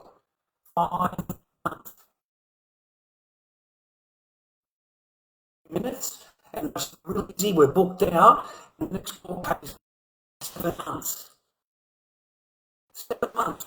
That's family law court charge. So the 2 court cases have been adjourned to 12 months. Not even able to do anything with my case. See, that's the crime, because you're a man. They don't care about you being a father. They don't care that your children are in school. They don't care about anything. They care if you pay the court fee. Can you pay them? That's what it's about. And then the family law court adjourned case for 5 months to do a family report. And then when I walked in again, less than 10 minutes, she adjourned it again for another 7 months. 7 months. Now, have a think about it, viewer. Does that destroy your court case? Because it's certainly not going to do your court case any good. It's 7 months. So they're not doing you any favours at all. Because remember, they don't have to obey anything. They don't have to obey anything. So you've just done 12 months waiting to go to court without any... And you're trying. You'll send them letters, you'll send things to contact with your daughter, completely ignored. You know, then blames you, says, oh no, I'm supposed to fill it out and send it to you. That's how they turn it around. The person has no intentions of filling out anything, but they'll say to you, oh no, I'm supposed to fill it out and send it to you. but you didn't fill it out, you didn't send it to me. Oh, but that's how it's supposed to do. And it just skipped over. The judge will skip over what she says and put it back onto you. Yeah, back onto me. So family law court, good luck. Good luck. They got software that can see through your mask. What, the little hospital ones? Probably, yeah. But nowadays they wear the bandanas. They wear all the fucking bandanas. But yeah, that's what they do. That's on their side. On our side, you can take their picture of everybody that's in the crowd, basically. Nobody's got their face really covered up. A few people here and there, but majoritively no. They're safe. We're not. They're safe. They're not going to get any phone call. They're not going to get a knock on the door, mate. They've got the right flag in their hand. Okay, they've got the right flag. You, because you've got an Australian flag. No, you're a. They got like the same name. They call people with a flag in their hand, man. All the people in Australia getting a flag, nationalist, a bad name. These are just normal Australians walking along celebrating a Truck Day. And they put extremists, national right-wing extremists. That's what they call the people in Australia. Right? Straight to the news. So if you've got an Australian flag, you're a right-wing extremist. If you've got the Palestinian flag, you're a extremist. Hey, do you need flags to burn? I'll give you a couple of flags. Go and burn flags. But the person with the Australian flag is called an extremist. Still, if you're the wrong, and if you're a foreigner coming in to destroy it, you're in the right. You're in the right. But everybody's going to get their film taken. Everybody's going to get filmed. It doesn't matter. They're all going to get filmed. Find out where you are. What blows me away is that if any of these people are students, any of them, or they're not citizens born here, right? They should be straight on a plane. There should be no hesitation. I don't know what's wrong with the government. They're too afraid of being called the names, I suppose, that they come out with. But personally speaking, I don't know about most Australians, but if you're not born and bred here, and you're here on a student visa, and you're out there doing what you're doing, how is that acceptable? How is that acceptable? You're not in the country to do that. You're in here to learn and whatever, you go to school or whatever. But now you're out there full protest, rah-rah.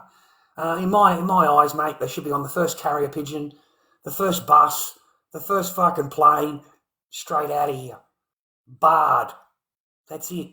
You're done. No return. No return. There's no reason to bring that back into your country. It's not a doctor or an engineer. It's not a mechanic. It's not a nurse. I remember when I was young, mate, I had to go to America, right, with Mum. You couldn't get into America, mate, unless you were qualified, unless you were an upstanding citizen, okay, clean record, or you qualified. You were a trade person. Yeah, it's like Australia in the old days. You couldn't get here, mate, unless you had a trade, unless you could offer something to the country. Yeah. So, it should be the same. It should be the same.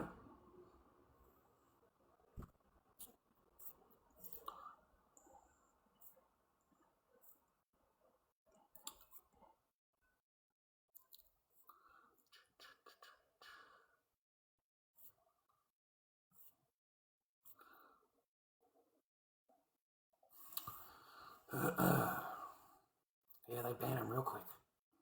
If they don't get them banned, the ideology will get them banned.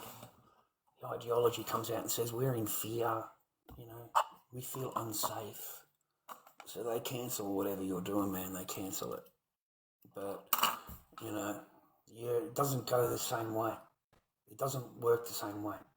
To yell and scream and say whatever they want, you make a complaint, they just shake their head. No, we're not, because you get called the phobia word. That's how they've got it worked out. They use their own democracy against us. They got it.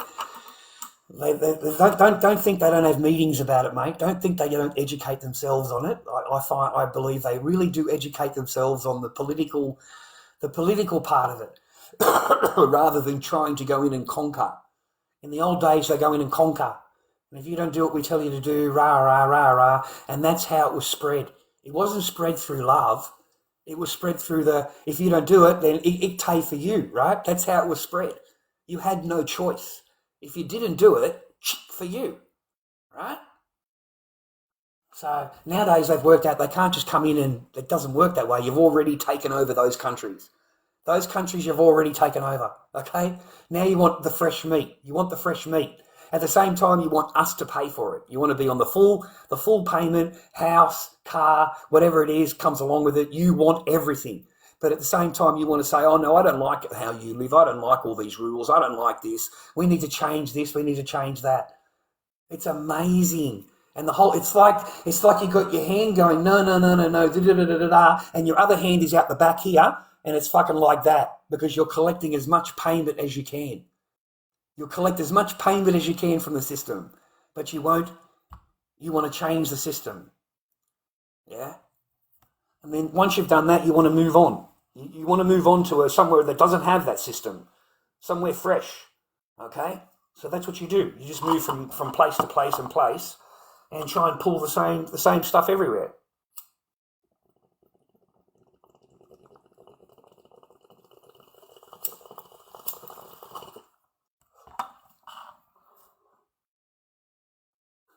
What's happened to gold and silver, ladies and gentlemen? What has happened to gold and silver? Fuck. I don't know where we are. How far, where we're at the moment. But bang, boys.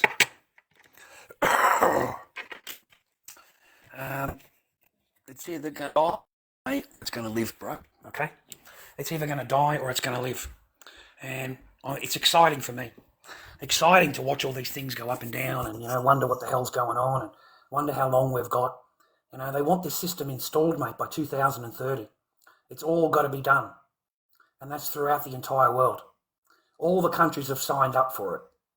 They've all signed up for this new paradigm. And they are sticking to what they've said they're going to do.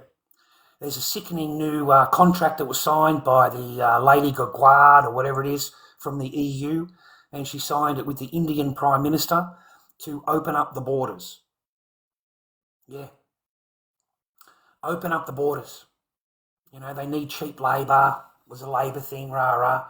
So all the doctors and nurses and all the mechanics, mate, they're all going to flood fucking through Europe. You're going to have a flood. There's going to be a whole new flood of fucking straight through Europe and all of that. They're opening up the doors. So have a look at that agreement because that's on its way.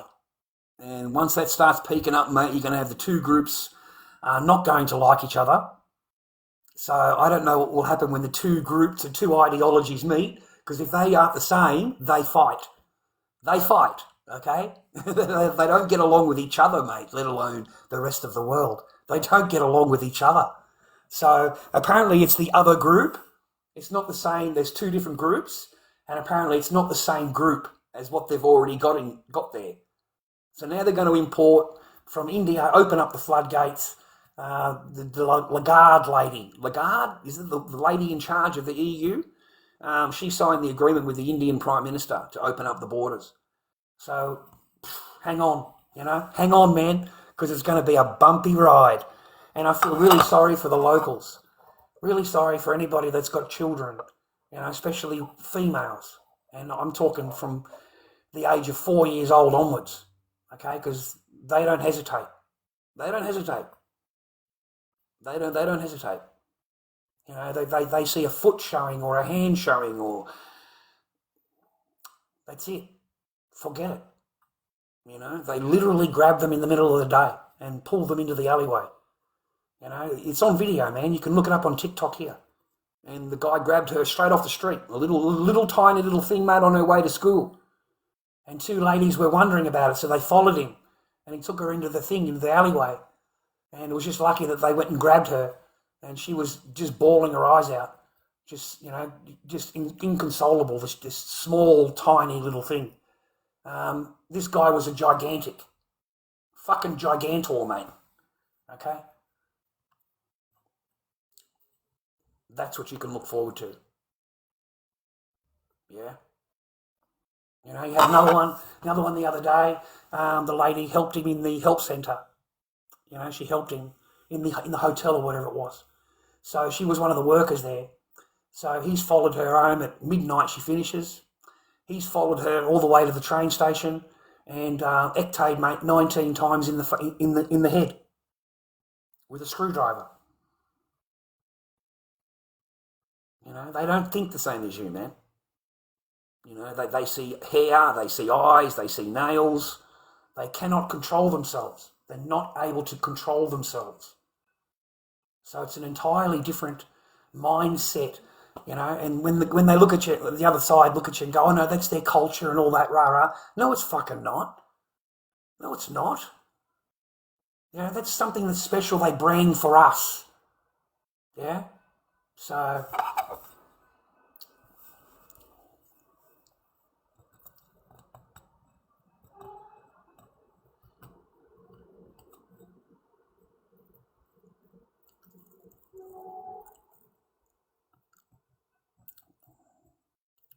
China has no more American bonds. This is it. This is it, boys and girls. This is it. I'm telling you, man. People got no idea what's heading their way in the next couple of months. The countries are unloading the American debt. Okay? Americans, you have no idea of what's going to happen in the future. I don't know how Yellow Man is going to pull it out. Because the other countries are not going to play along. They're not playing along. They're already not playing along. The only one that's holding your debt right now is Japan. They're buying your bonds. But the rest of the world is selling your bonds. Russia, China, right? They're selling your bonds. I believe that Japan is buying them just to keep you sweet. So that the other countries can do whatever they want, right? That's what I believe. So it'll come a time when they'll turn that off too, and they'll start selling their bonds in, but they'll be the last one. They'll be the last card, okay? Because they're keeping America happy by absorbing their bonds. China, Russia, all these other Vietnam, all these other countries are selling their bonds. China has no more bonds anymore. Look it up. They've offloaded $2 trillion in bonds, mate, in the last 5 years. Okay, they've unloaded. Russia, the same thing. Russia, they're selling your bonds. UAE, where you get your oil, and that's why you get your dominance through the oil pact. Yeah, they don't buy your bonds anymore. They're not buying them, and they didn't renew the contract. That gives them protection and allows you to just print money. Yeah, they don't. That's finished. That agreement is done. It's a matter of time. And it's all just going to go kibosh. All of it. All of it's going to go kibosh. That's not good for me and you, because we're just the plebs. You know what I mean? The broke-ass fucking plebs. It's not good for me and you. It's not. When that happens, our life is going to become very, very hard. Very, very hard. We all live on the fiat system, mate. All the countries and governments just print money out of a machine. And it's not money. It's monopoly. It's monopoly. They just print the fuck out of everything, mate. All right? So it's like playing the Monopoly game where you get the fake money, but you've got faith in it because that's how the game is run. It's really a lesson in life to try and teach the pleb, because exactly the same thing is happening in real life. The only thing, the difference is that gives money power. Like I was going to pull a $5 note out. I haven't got a fucking $5 note. But the only thing that gives a power is your faith. Your faith in the system, your faith in it, that's worth $5. Okay? And then the shop takes it because he's got faith, because it's all based on faith. Okay? But it's not backed by anything. It's not backed by anything. It's just printed. And that's why the governments are in so much debt to a private corporation that they shouldn't owe any money to. They shouldn't owe a single penny. We shouldn't owe anything, okay? As the plebs, we shouldn't be paying any fucking taxes either. If you want to know the truth of the matter, we shouldn't be paying fucking anything. You know, we live in Australia, mate. It's a gas-rich, oil, gold. We have got coal. We have got steel. We have got so much stuff that we supply the world for nothing. We give it to them for nothing. Pennies on the dollar. We don't tax it. It's given to the corporations to go and refine it or whatever they do and then sell it back to us at a profit. Everything. All our shit is given away. If they actually taxed these companies, we wouldn't be paying anything. It'd be all paid for. Because there's billions and billions of fucking tax money just from the ore and the coal and everything else that we ship off. You know, we're the biggest gold producer and everything like that. Do you know that you can buy Australian gold in America cheaper than you can buy the gold here in Australia? I swear to God. You can go on Perth Mint, look up 1 ounce of gold, and then get a gold coin, whatever it is, and then go onto eBay or go onto an American mint and look up the same coin. American mint, not eBay. But you'll find it's a lot more cheaper. It's cheaper to buy it overseas than it is to buy it here in the country. It's so weird. Like, same with silver coin. It's cheaper to buy the kangaroo, koala, and everything else from America than what it is to phone up Perth Mint. Yeah? It's so weird because they get it at a discount price. They get it at the real bottom price. I don't know. They make some kind of agreement with it. But honestly, it's cheaper for you to buy it from America than it is to buy it here in Australia from the Perth Mint. Perth Mint, $200 an ounce for silver today. $200. Look it up. eBay, $200 to $240 for an ounce of silver. $240. That's the real price. That's the realistic price. You know, you look up the comics and it's $85. But you can't buy it for that. Anywhere. Nowhere can you buy it for that price. Maybe in America, maybe. But over here, no. No chance. No chance. eBay, no chance. So where else would a normal bloke get his metal from if he wanted to chase metal? There's only a couple of... We don't have coin shops. This is Australia. We don't have that kind of thing here. There's one or two, maybe you have to hunt for them to get like bullion coin or whatever you want to get. Because if you're rich, you got paper, you should not have it sitting in your bank. It's not savings. Your paper sitting in the bank is not savings. Okay? You know, it gets deflated, and also your inflation and buying power, you lose it all the time. Okay? It's not a way of storing your paper, storing your wealth, storing your time. Only your metal is. If you've got savings, you should be buying metal. Okay? You need gold, you need silver, ladies and gentlemen. You need it. You need it, but just sit on it and forget about it. Okay? Because when it all implodes, when it all goes to shit, which you know it's going to do, whether it's my lifetime or my children's lifetime, we both know it's going to happen. You're left with digital. At the end of the day, you'll be left with digital. Everybody will have digital. Everywhere you go, tippy-tappy with the palm, that's how they want it. Okay? Once you hit digital, what do you think the world's going to be like? I don't know if you've ever thought about it, because they've thought about it. They've planned for it. They've already got round table meetings about it. Okay? So they know, and they're hoping that you're in a dreamland and you're not thinking about it at all. That's what they're hoping. Okay? But once we go digital, the only thing that exists is the metal. That's the only thing that exists. The only thing of reality, tangible, in your hand, out of the system. They can't touch it. Yeah? They can't turn it off. They can't tell you where to spend it, where not to spend it, what you can do with it, what you can't do with it. They can with digital. They can. They can program that shit. Just look up China. You know, you can't travel over a certain distance and it doesn't work. You won't be able to do whatever you want to do. You know, their plans are disgusting. what they have planned. So that's why I advise people. You know, I try and tell people, not advise. I'm nobody. I'm nobody. Yeah. But I may know something. You know what I mean? Maybe there's something there. But anyway, mate, if they're going to hang the Lord, give up. What is it? They betrayed the great JH, mate. You know, the JC. They betrayed him for 30 pieces of silver. So 30 ounces of silver is all it costs. 30 dinars, an ounce of silver. So that's what they traded for his life. So that goes to show you from all the way back then what's of value and what isn't. You know, really. You know, they've got this super grocery store called Costco where you can buy gold, and so I've seen it. Amazing lug rolls. Costco. Amazing. You can walk in and bang. Amazing.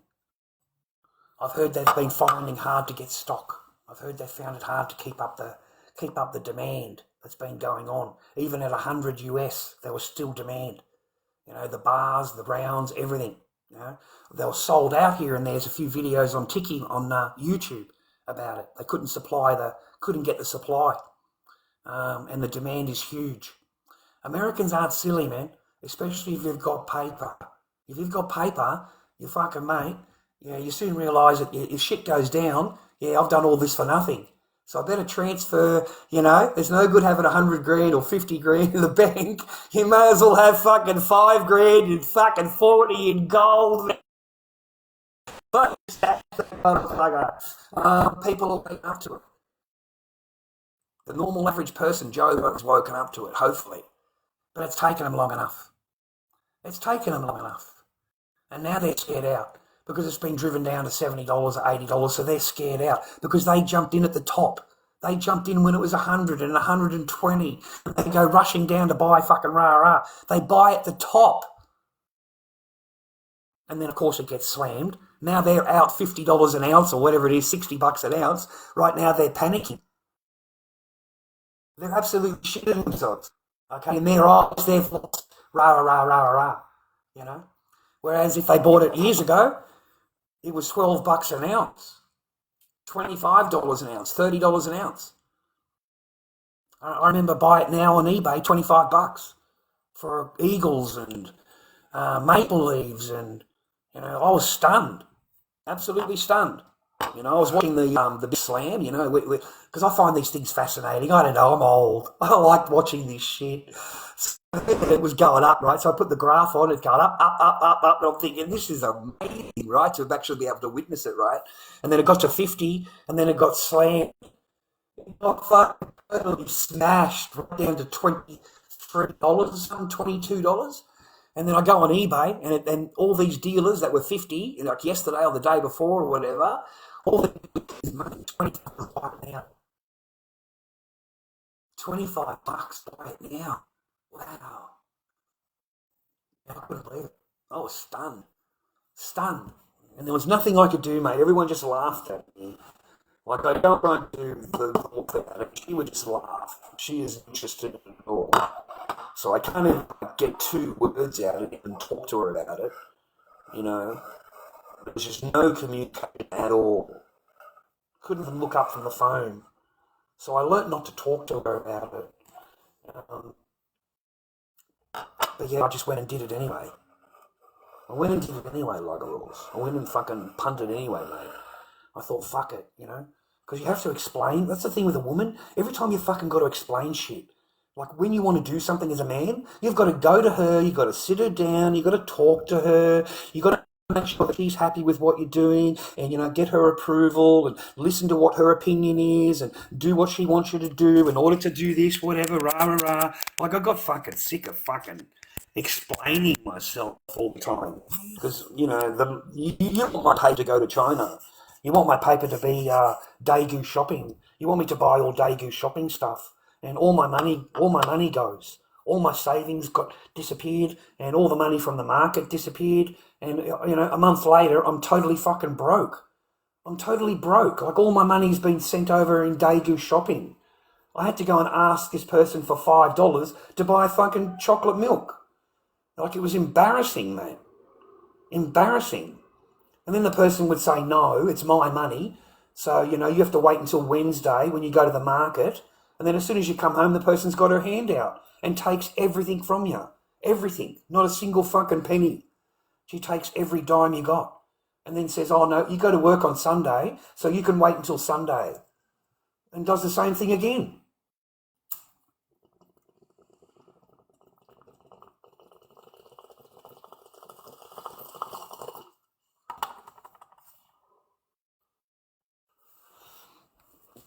So I don't recommend, what I learnt in life. That was a good one I should have told the young man. Never ask permission. Never ask permission from a woman. Never ask her permission. Don't ask permission. I don't care what the fuck it is you're doing. Never ask permission. Is this okay, love? What do you... Never ask permission. Ever. You're a fucking man. You just do it. You do it because you're a man. And if they don't like it, well, fucking, you'll explain yourself later and apologise.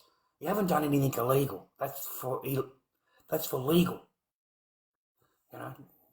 But never explain yourself. You just do it because you're a man and you've got your own thing. They don't have to see your path, mate. Okay. The worst thing you can do is ask permission. That's the worst thing you can ever do, mate. Because you've just handed over any power you have of decision making in your life to her. And now she will decide whether she wants you to do it or not. And if she doesn't like you doing it, well, that's it for you. Okay? And all because you opened up your mouth. All because you opened up your mouth, bro. If you hadn't have opened up your mouth, you wouldn't be answering to any of this shit.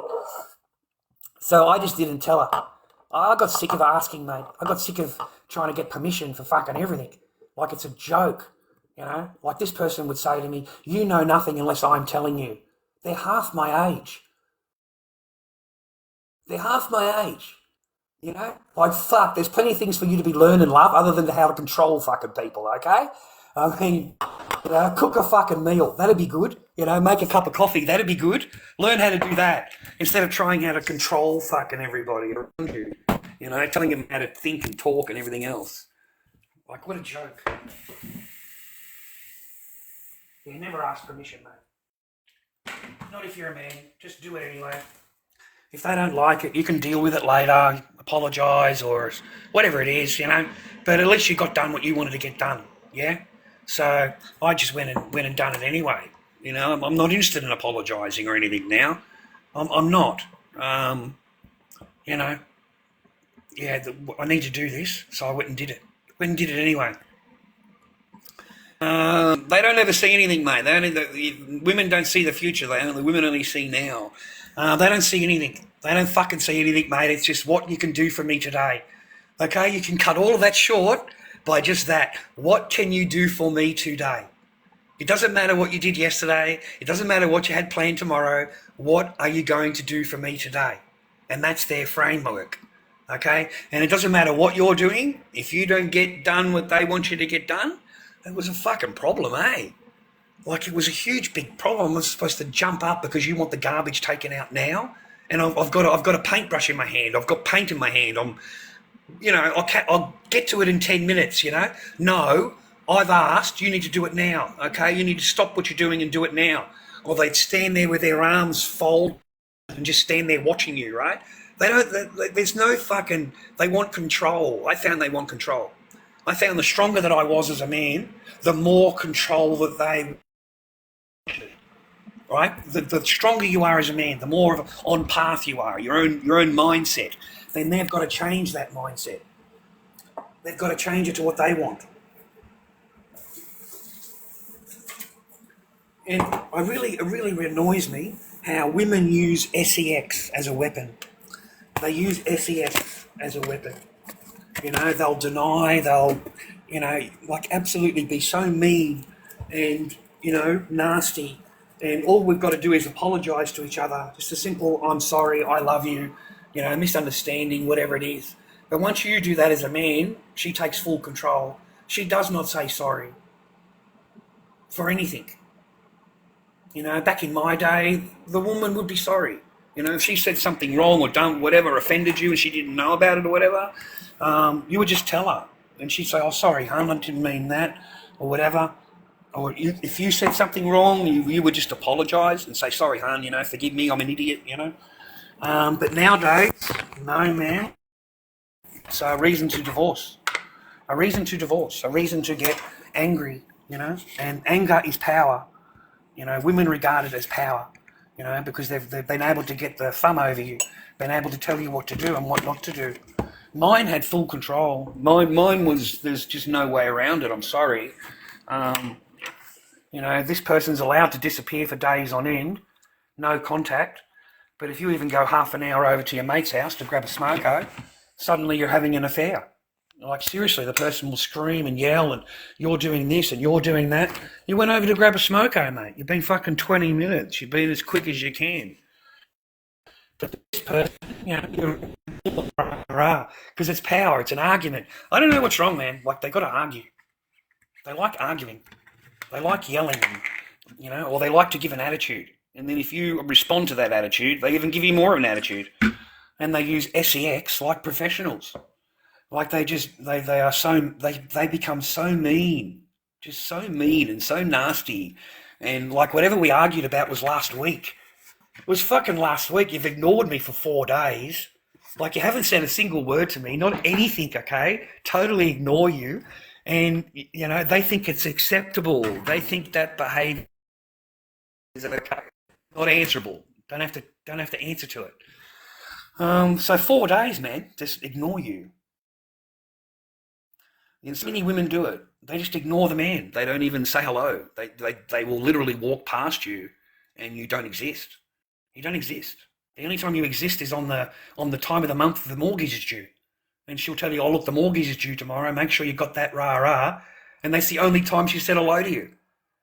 That's it. And then they go back to ignoring you again. And you don't get any love. Like, there's no love at all. There's no kindness. There's no niceness. Because apparently they're upset with you. And, like, you know, you'll sit there thinking about it. Well, that was days ago. That was, like, literally days ago. Like, you're not even thinking about it as a man. But suddenly, here you are, back where you were 4 days ago, and you're arguing about the same thing, rah-rah, and, mate. And there's no makeup sex anymore. That doesn't exist. You know, back in the old days, you'd have makeup sex. You know, you'd have an argument or whatever, disagreement or whatever, you know, then you'd get together, you know what I mean? You know, nowadays, well, I don't know, is there any sex makeup nowadays? Because from what I see, no, there isn't.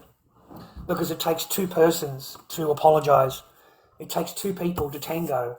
It takes two people to apologise. Not unless I've done something severely wrong, cheated or whatever. You know, you are in the wrong, right? So you're the one that's got to do the groveling, yeah? But if it's just a normal thing, and it should just be two people, yeah, they love each other, and they just apologise, sorry, man. You say, sorry, darling, I didn't mean it, rah, rah. And you give each other a kiss, a little bit of loving, and it's forgotten. Completely forgotten. You don't wake up in the morning with it. Back in my day, you never woke up with the argument in the morning. I mean, these women, mate, they go to bed in that way, they wake up that way, they had the whole day that way, the next day, the next day, the next day. Anytime you're trying to talk to them, they're looking at you like crap, you know, like you just walk in to say hello. You're just trying to walk into great communication, you know. Like, what are you doing? What are you up to? Who, you know, what are you reading? Who are you talking to? You know, tippy-tappy after all. You know, tippy-tappy. I hate that shit. I really do. I don't know how you put up with it. Personally, I've had enough of it. So, you know, if you're with a chick and her phone means more than you, you know, first date, and she doesn't put the phone down. It's non-stop looking at the phone. Get the fuck out. Just get up and walk away. Save yourself years of heartache, okay? Because you cannot compete with a phone. You can't compete with a phone, gentlemen. The tippy-tappy, the side swipes, you can't compete. There's no way, okay? You can't compete with a photo, all right? You can't compete with Dreamworld and Dreamland. okay? So it always looks greener on the other side. Everything looks greener. That's because they suck all the energy out of where they're standing. They suck everything out of it. Everything's fucking just bone dry. And then they look over there, oh, it's green over there, I'll go over there. It looks better over there. They don't water their own garden. They don't fucking water it, they don't pluck it, they don't do anything. They just fucking drain the cunt, mate. They leave it in the sunshine to bake. Yeah. But all the Sheilas the same. When I was growing up, I had my own place. Made a really nice girl, I think, rah. Let her move in. Most of the time they lived at home with mum and dad. They didn't go out and live with other Sheilas. It was very rare. They always lived with a man. You know, Susie, she lived with a man. You know, the other girl, I can't remember, Louise, really pretty. She lived with a man because it's protection. Okay, 3 girls together, they just argue because that's what women do. They argue, they steal shit from each other. The place is never clean. Fuck, it's filthy. They never clean. They don't fucking clean. They live. I've been around to some girls' houses, mate, and I never made it past the living room. I'm sorry. I don't know how the person can present to me so well and yet live this way. This is what they come home to.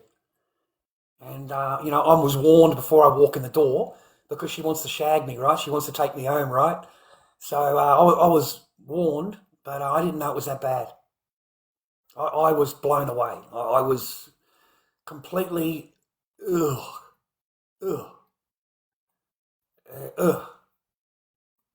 yeah, completely. And all I could think of was the sheets. I'm thinking, if this looks like this, what do the sheets look like? I'm not going anywhere near it. I'm out of here. I'm out of here. And you get out.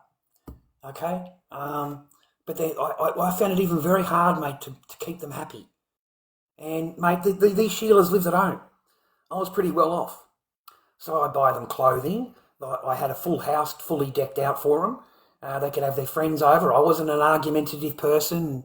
There was never an argue, mate. I swear to God, never argue with this person at all. I thought everything was sweet. But I just happened to notice how the guy smiled at her when I was at the rehearsal. And that's not a normal smile. Okay? So now I'm getting I've picked my girl smiling at a guy. And it was just, you know, something about the smile. Yeah. And then I found out that that's the movie star. That's what I found out from her. This is a movie star. I said, what do you mean a movie star? You know, he's not in any movies, okay? He's in one 20-second ad on TV for fucking chocolate milk or some ad. He's on a 20-second ad on TV. So he's briefed her up, you know, I'm going to get your TV, I'm going to get an ad, we're going to do this together, that together. That's how he pulled my girl. That's how he did it. Promised land. All he had to do was promise her. He didn't have to there was nothing, there's no TV commercial, there's no nothing. It's all bullshit. And I tried telling her that. Because my girl's getting all dressed up and I'm wondering why. Why are you getting dressed up? Where are you going? It's like 8:30 at night. It's just not normal. Okay, you don't get to fuck off my place and I want to know where you're going. You're supposed to be my girlfriend, right? My girl. Are you my girlfriend? Yes. Well, I want to know where you're going. Because if you're not my girlfriend, there's no reason for me to ask. If there's no reason for me to ask, then you wouldn't be living here. And if you're not living here, then you might as well move out. Okay? Because you're here because you're my girlfriend. Okay? I'm your boyfriend. I don't go disappearing off anywhere. Okay? So where are you going? Oh, am I just going to... No. I knew there was something going on, bro. I knew there was something going on, mate. I really did. I ain't that fucking stupid. I'm not born yesterday. All I had to do was make a couple of phone calls, mate. Just a couple of phone calls. That's it. I found out exactly what was going on, man. And fucking her own girlfriend knocked her in, mate. Her own girlfriend put her straight into me, mate. Told me everything. Her own girlfriend. It goes to show you, man, you know. Because the girl says you're a nice guy. You're a nice guy. You don't deserve that. Okay. What do you mean deserve what? You know, they give each other up. They give each other up, brother. Okay. You don't deserve that. You're a nice guy. I thought you were a nice guy, rah. So she's out on a date with rah. That's where I don't know where they are, but they're out on a date. She's going to call me later or some shit like that. I got the fairy tale. Why is she going out with him, Rara? Because he's going to do an ad. They're going to do an ad, and they've got these plans to do an ad, and he's going to do this. The whole fairy tale. And this is all just to shag your girl. Just to shag your girl. Because that's all he did. He shagged it, and she come home to me. Are you fucking kidding me? Oh, my Godfather, dude. Give me a break.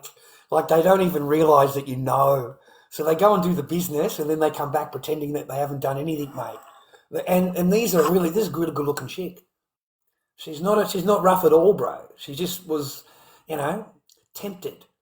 Tempted is how I put it. Believe the fairy tale. Believe the storyline. So I busted it, of course. And so she's moved out to the boyfriend, to the new guy. And 3 weeks later, it's knocking on my door. I swear to God, came back 3 weeks later asking me for my help. I said, okay, you were right the whole time. Rah, rah, rah, rah. They actually have the gall to stand there. All he did is F me. He just effed me. That's all he wanted. And you want to, fuck me, mate. They've got gall. Yeah? And they think they're doing you a favour by telling you this.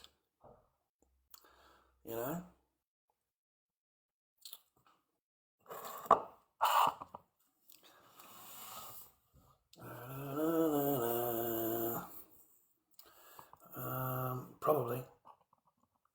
I don't know, mate. I haven't seen it for fucking years. Got no idea. I'm blocked on everything. I don't have any pictures. I've got no idea what anyone looks like at all. No idea. No idea. Okay. I thought I chose safe, mate. Okay, that's why. I thought I chose safe. And I thought I chose well. Yeah. All the storyline, the fairy tale beforehand. It was all good, man. Trust me, all over you, really nice. I'm going to do this, I'm going to do that. I'll be the best this, the best that. The whole fairy tale. You got no idea the fairy tale that was laid on. Okay? And then the backflip. Overnight, total backflip. Absolute backflip from where we were yesterday. Stunned. Did not understand what the hell was going on, bro. And I was in another country. So I've got to be sweet. I've got to play this right. Because I don't even speak the language here. What the fuck am I going to do on the street, mate? So I've got to play it right, mate. I've got to play my cards right. So that's why you got all me walking around China on my own. Didn't want to know me. Total backflip the next day. Did not want to know me. Didn't want to know me. Didn't want to speak to me. Didn't want to talk to me. Nothing. Nothing. So I spent my honeymoon alone. Walking around China, enjoying the sights of China. And then on the plane trip, I was at the airport and I'm about to get on the plane. And it comes running up to me, mate, apologising, I'm sorry, rah, rah, all of this, the whole promised land again. So I said, okay, then we'll give it a try. It's up to you.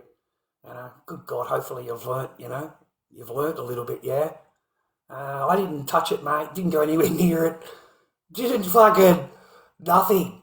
Absolutely jack. I think I got a little bit of love at the airport, mate. Got a little bit of love at the airport, bro. That's about fucking it. That was my whole month of my first month of marriage. But I got to see China.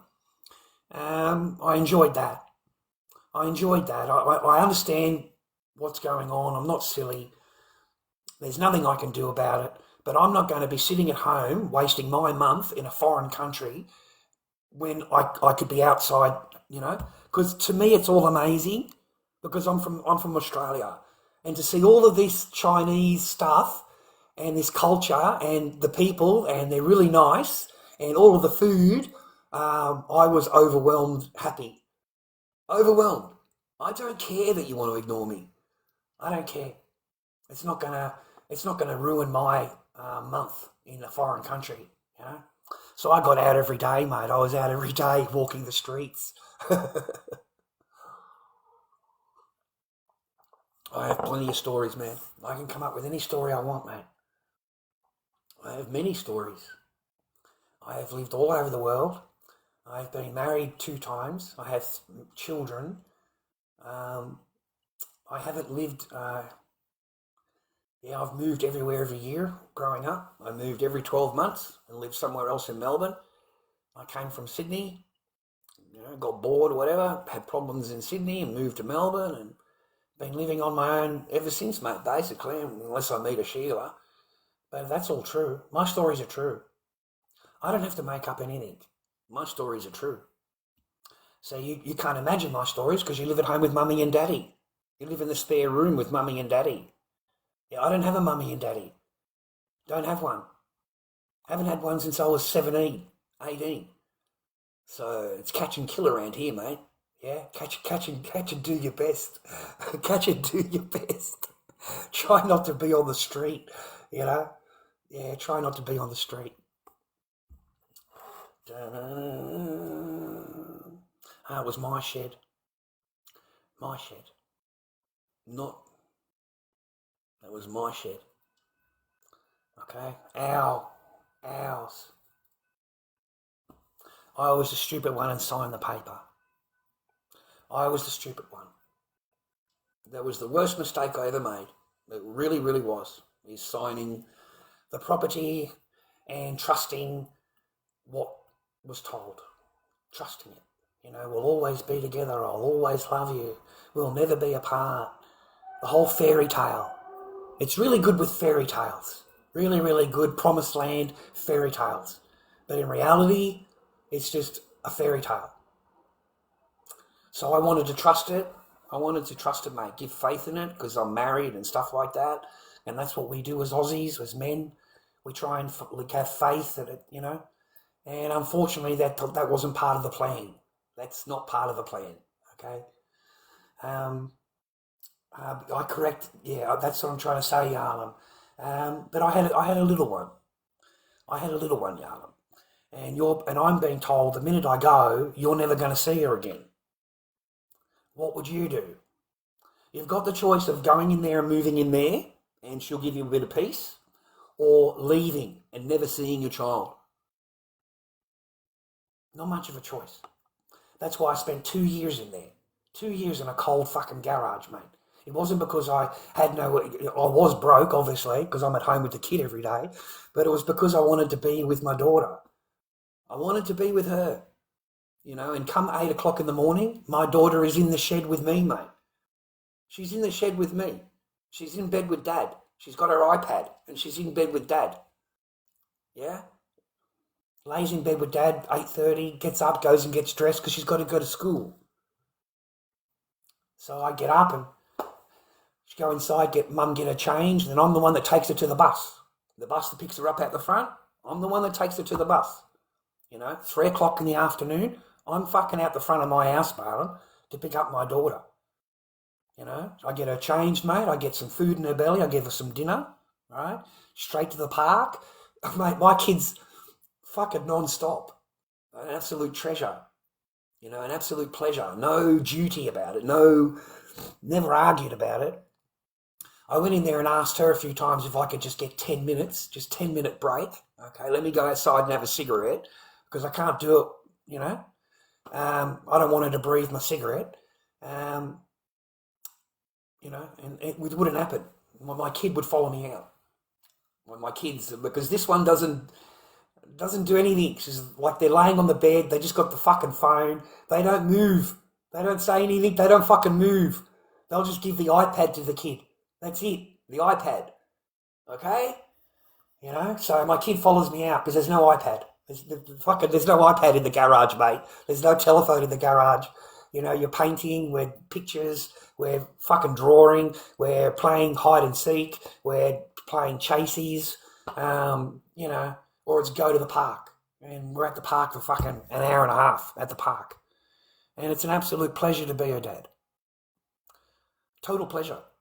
Couldn't think of a better way of passing my time as a man, is being a father, That's why I've got those videos, mate, on my channel. That's why I've got those videos. And the horrible thing is, mate, that a man has to prove it. Most men don't realise it, that the woman will go into court and say that you have never done anything for your child. You've never done anything. You don't cook for her. You don't take care of her. You don't take her to... to school, she'll actually say that in court. So without the videos, there'd be no proof that I actually did anything, you see. And I was being warned that ages ago. So I got on the phone and I'm talking to my sister. And I said to my sister, I'm being told that I don't do anything for my daughter, rah, rah, rah, rah, rah. And my sister's the one that said, start filming things. You have no choice. If you take it to the park, film it. If you take it to the thing, film it. Take it to the pool, film the outside of it. Don't film inside. But show that you took your daughter to the pool. You know, you've got to prove that you're a father. You know, show that you're cooking her dinner. There's me cooking dinner for Echo videos. You know, just cooking dinner. You got to, as a man, you've got to prove it in court. It's real shameful, man. You know, they'll look at you and go, you never did anything for your daughter. You never took care of your children. You know, they'll call you a liar. You know, you never dropped your children off to school. You never picked them up from school. Rah, rah. Yeah, yes, I did. No, you didn't, because they never went to school. She was too young to go to school. So you're lying. You know, and you think about it, you say, oh, I mean the little people's school. Oh, you mean preschool? Well, that's not what you said, Mr. Barker. So you're a liar. You're a liar in family law court because you said school instead of preschool. Like, they try and catch you on anything they can. I got chewed out because I didn't say preschool and I said school because it's just school, right? But yeah, man, you're up against a brick wall. A brick wall. Da, da, da, da, da.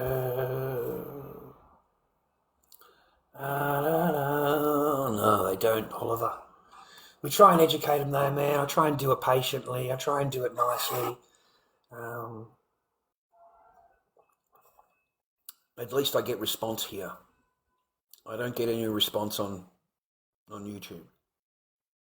You know, the conversation's dead. It's pretty much dead. They're just waiting for you to yell, scream, whatever. You know, it's worse over there. They're waiting for you to do it. You know, they want to make a videos and there's no point now. There's no point. There's no more court. You can't file them in court now. It's finished. You know, a few years ago, you could make a few videos, put them into the magistrate court, and the next thing you know, I'm getting a knock on the door, and I've got to explain these fucking videos.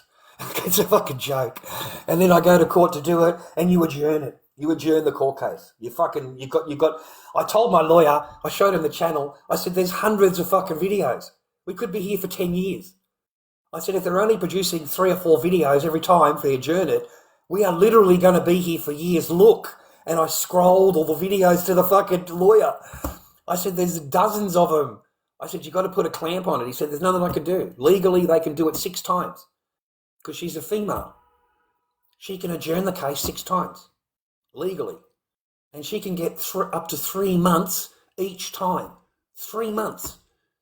And as a man, you'll get 1 month. 1 month adjournment. She gets 3. There's a big difference. Okay? So they can adjourn and adjourn and adjourn. Just keep adjourning. Da, da, da, da, da. It's horrible to be stuck in the loop. To be stuck in that loop.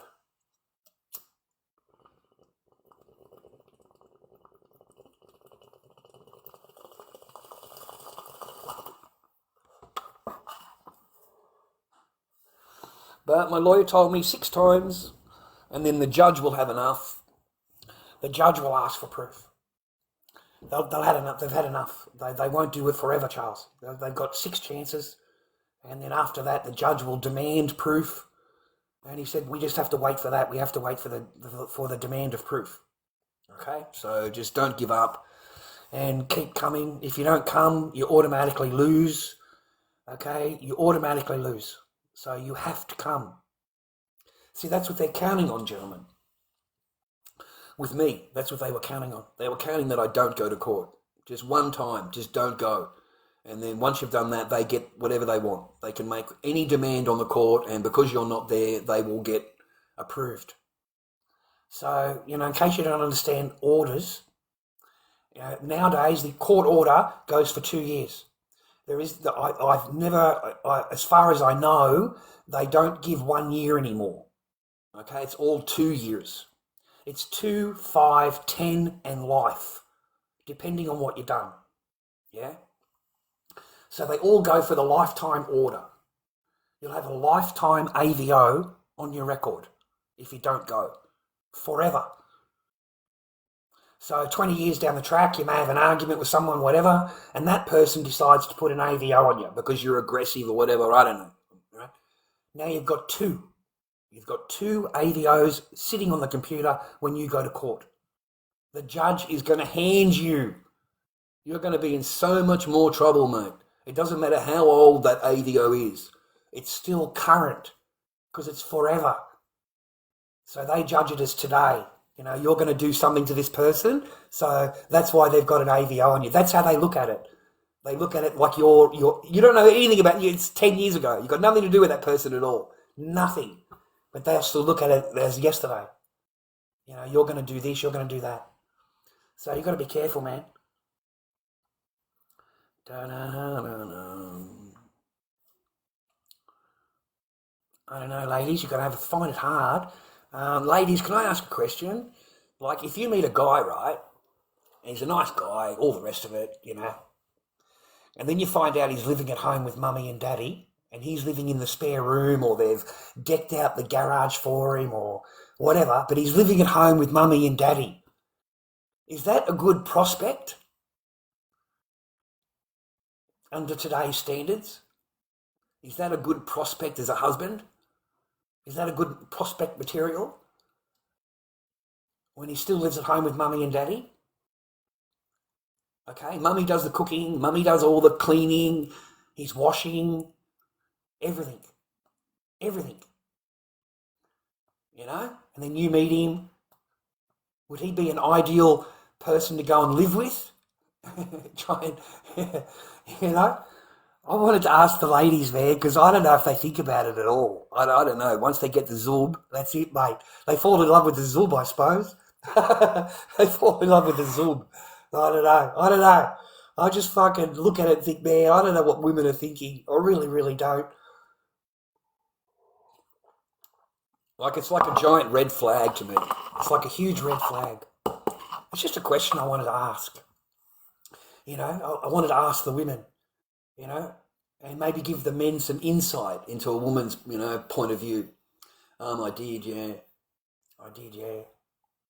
I had a nice property, mate, enough thing to put another house out the back. Had cats and dogs and fucking could have had a horse if you wanted to. I did, yeah. I loved my place, mate. Loved my garage, loved my workshop. Loved the whole thing, man. You know, was earning money. Cannot keep them happy. Brody, you cannot keep them happy, buddy. And the more you have, the more you're worth out. You know, what are you worth to keep? What are you worth to get rid of? Which one is more? What can I get? What do I get when I spin the prize wheel? What do I get? What's on offer? House, land, car, phone, fucking furniture, all dwelling materials, everything in the garage, everything really. Everything that I see, that's mine, that's mine, that's mine. It's like the cat on the Red Dwarf. He's walking along the ship and he's telling the other cat, this is mine, that's mine, this is mine. This post is mine. It's like that. It's like that. I try and save men that pain. You know, tell men, I've got to warn you, you know, you warn them, mate, otherwise you end up my age and you'll end up with fucking that and starting over again. And you don't even see your children. You've done nothing illegal, nothing bad, you've done nothing at all. But they've decided that you should never see your children. And it's sad, mate. I have nothing to still correct. It's fucking gone. I'm immune. I am immune to women. I'm fucking immune, brother. I am fucking immune. What do you have? Nothing. What do you got in the bank? Nothing. Do you own your own house? No. You got your own car? No. I got fucking jack, mate. I got a nice little place. I live in peace across the road from the beach, right? But it's not good enough. It would never be good enough. Yeah? Never be good enough. You know, a man is only worth the resources that he can provide. That's it. You are worth the resources that you can provide. Once you can't provide them anymore, that's it for you. And that is facts. You know, I'm not gonna, you know, mate, we have an 80 to 90% divorce rate in where I live. 80 to 90% initiated by women. Initiated by women. That's just facts. You can Google it. Men have no chance. Men have none. None at all. None at all. You will be working your ass off, paying the mortgage, paying all the council rates, paying all the bills, everything, until they have decided that their feelings have changed. And then that's it for you. And I can promise you they'll do it after the mortgage date. Like if it's due on the 5th, your argument will be the 7th or the 10th, right? Because they've got that last payment out of you, and then they've got to get rid of you. They've got to get rid of you, mate, because they get the lot, and then they call the government, and the government gives them a single parent payment, so they get huge money from the Australian government to get rid of you. They're completely, and they get the lot. They get everything, mate. You're going to have to go to court, even for some kind of settlement on your property, because you've got no money. How are you going to pay your lawyers? How are you going to pay the lawyer that's talking to you right now? Because he's not on Centrelink, mate. You're not on Centrelink. You don't get no legal fucking aid, okay? So he's looking at you going, right, you explain the situation, it's not a problem. He says that would be totally illegal for you just to walk away, rah, rah, rah, rah. So I got a pittance, mate. I got a pittance, a fucking, you know, a certain percentage of what the property is worth, because that's a woman and you can't put her into debt. Can't give her a debt like that, Charles. There's a woman. You know, the most that I can get is this. It's a fucking, oh man, you've got to be shitting me. So no, mate, they get it for fucking nothing, and they complain. They basically complain. They hate paying. They want it free. Free. Walk straight in and it's free. So be careful. Be careful. Even you don't have to marry him. That's the worst part in Victoria where I live. You don't even have to marry him. They can just live with you for 6 months, and they can make a claim against you. Swear to God. In our courts, it's already happened. And the guy had to pay 60 grand. Got a second mortgage out on his house. So if you want to deal with them, go right ahead, because we all love a bit of biscuit. We all fucking want that, right? But good luck. Good luck. Because I remember a saying, my old man used to say it, right? I hope I don't get into trouble, okay? But this is just a saying he used to say to me. He says, the F you're going to get is not worth the F you're going to get, okay? So make sure you think about the F that you're going to get. Is it worth it? Because you may get totally F'd down the track. So put it up, you know, make sure you... And you can catch them out pretty easy, man. I caught out my girlfriends really easy. I caught out the wives pretty easy. They all cheated. I'm sorry, man, but I can look in the camera and say to you that every one of these Sheilas cheated. Every single one. And they all did it on the side. They all did it within their secret. They all did it with planning, and they think you don't know about it. Because in reality, you find out later. You may find out. Well, I found out beforehand. I got a phone call to tell me. You know, I knew nothing. I knew nothing. And the Sheila's the same. You know, Stacey, beautiful Australian girl, got along with her for a year and a half. I swear God on the Bible, there was no arguing. I liked travelling with her. I liked going places with her. I took her everywhere that I went because I had a stall at the market, and I used to do the country markets. So get in the truck Friday night, you're gone all weekend. You're in, do Griffith, Dubbo, Young, do all the markets. There was one 3 hours out here, can't remember the name of it. Anyway, some farmer's market. It was so busy. It was such good markets because they're once a month. And then all the farmers come, all the people come because it's once a month, right? So and we did really, really well. Had really good time together, you know. Didn't argue, nothing, mate. You know, she could go. We went to the restaurant every night, ate at the restaurant, choose whatever you fucking want. Beautiful hotel to stay in, you know. And here we are, middle of the day. I'm busy. My girl's gone, disappeared. Don't know. I've got a store full of, because I sold ladies' clothing. Nice jackets and shirts and pants for ladies, because they buy shit. Men don't buy shit. They got to ask permission. The woman doesn't ask permission. She just comes in, if she sees it, she fucking buys it. She doesn't go to the husband and ask permission. I found it so funny, dude. The husband would come and ask permission in her when she's looking at shit. She doesn't ask no permission, man. She just goes and does whatever she wants, right? So no, I had good clientele, because I went there every month. I had good clientele, secretaries. And I used to remember them. I remember their thing that they bought from me. I would take new clothing. I would have them in mind. So I would make sure that Mario produced new clothing, new jackets, new pants, because I know they're going to turn up, okay? They looked really good secretary clothing, yeah? We were the only one in the market that had this kind of clothing. And this is not cheap. You know, 130 for a jacket, $70 for a pair of pants, you know, $35 for a shirt, that kind of thing. To me, not, you know, but compared to retail, we're cheap. We're 4 hours out in the middle of Australia, mate. There's no shops, okay? There's no department stores or whatever you want to call them. But there's my girl, man. You know, looked around. It was heartbreaking, bro.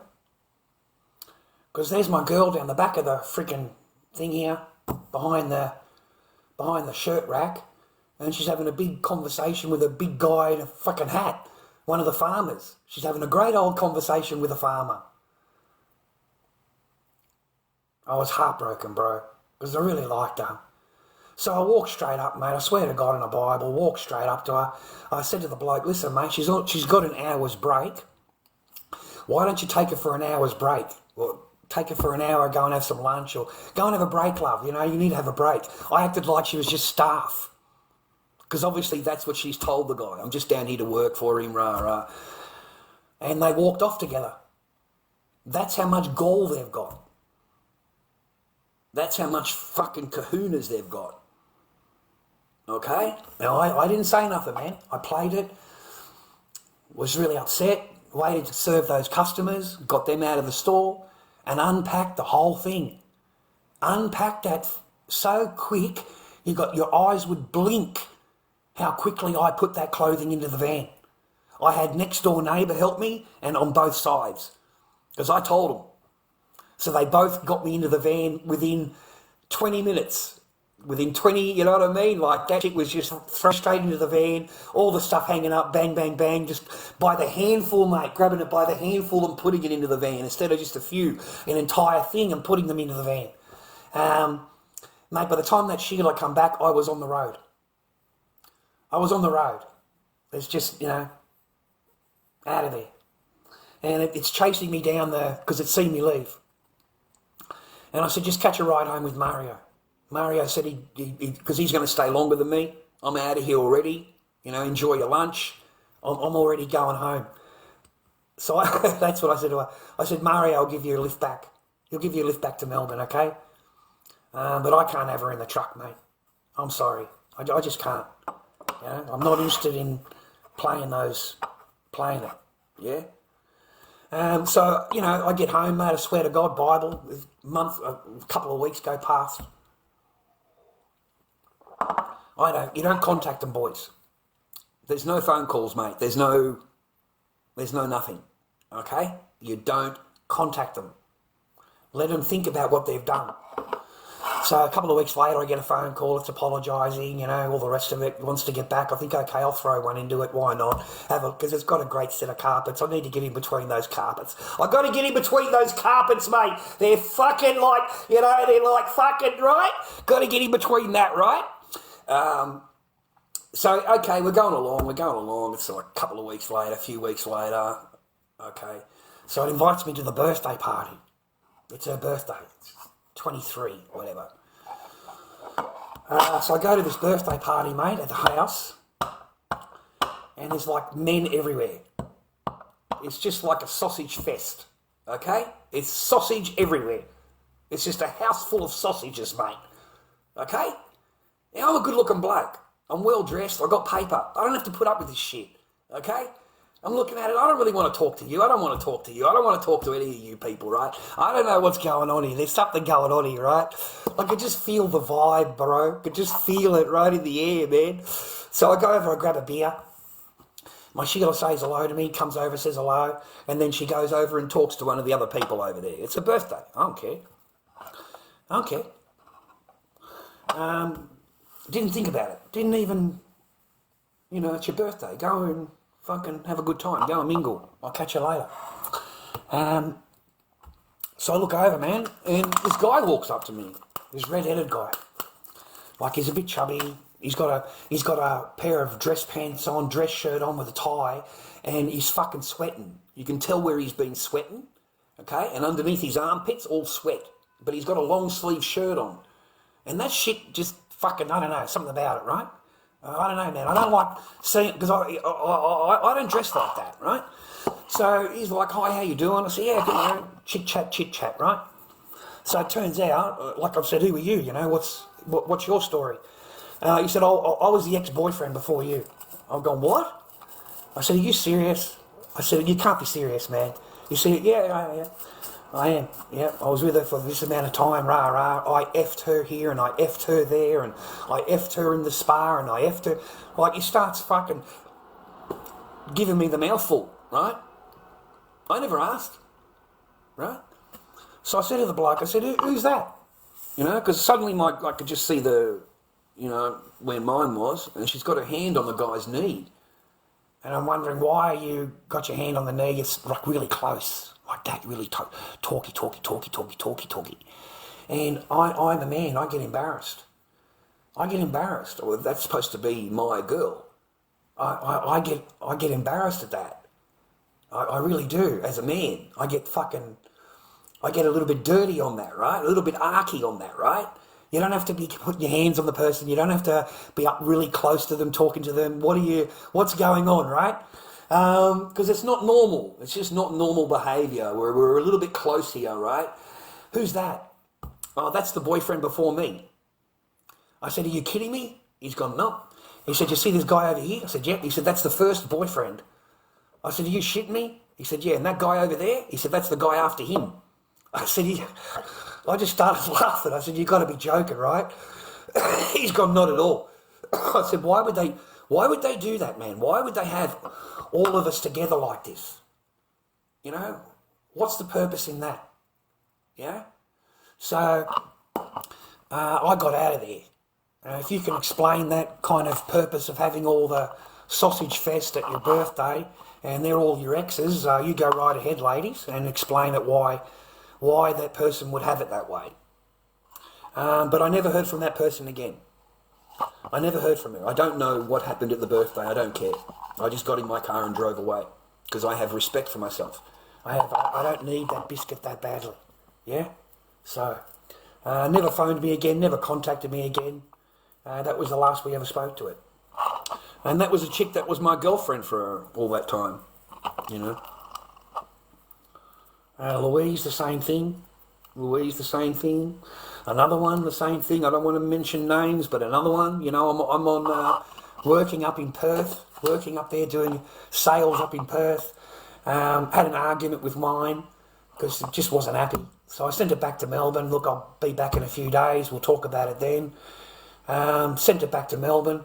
By the time I've come back to Melbourne on the Monday, it's already moved in with another bloke. Mate. Okay? You know what I'm saying? So there's no, the I love you that you get told, gentlemen, and the we'll be together forever. The I love you, don't you trust me?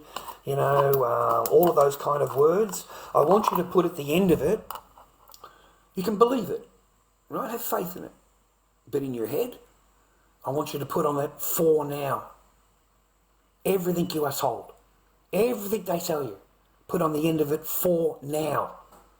You're happy now. You're in love for now. You love, I love you, I love you, I love you. In your head, for now.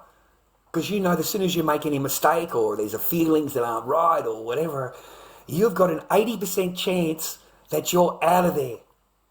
You're out of there. An 80% chance. You know? It's very easy to replace us, mate, as men. We are so replaceable. All they've got to do is open the door up and say that they've got a free meow, and there's 100 blokes running. There's 100 blokes running. Yeah? It's easy for them to replace you as a man. They just go like that, and they just choose one. And then an hour later, he's at the door. Pretty quick, pretty easy. You can't do that as a man, though. You can't do that as a man. And I don't know why they use sex as a weapon. They always use sex as a weapon, man. Like, you know, you want to be a monk? You want to be like a monk? Just sign up, mate. Just get married. Just get married, mate. And you'll be, you know, on your way to being a monk. In a few short years, you'll be on your way to being a monk. You know, you'll be once every 6 weeks, once every 2 months. And that's if you're a good boy.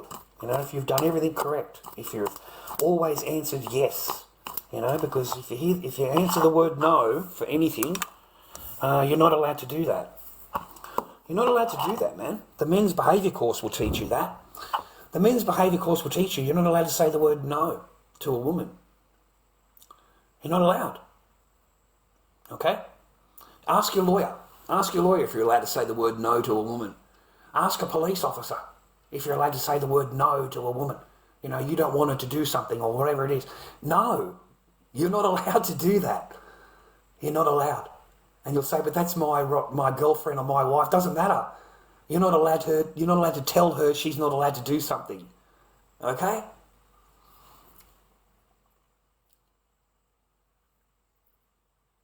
Wow.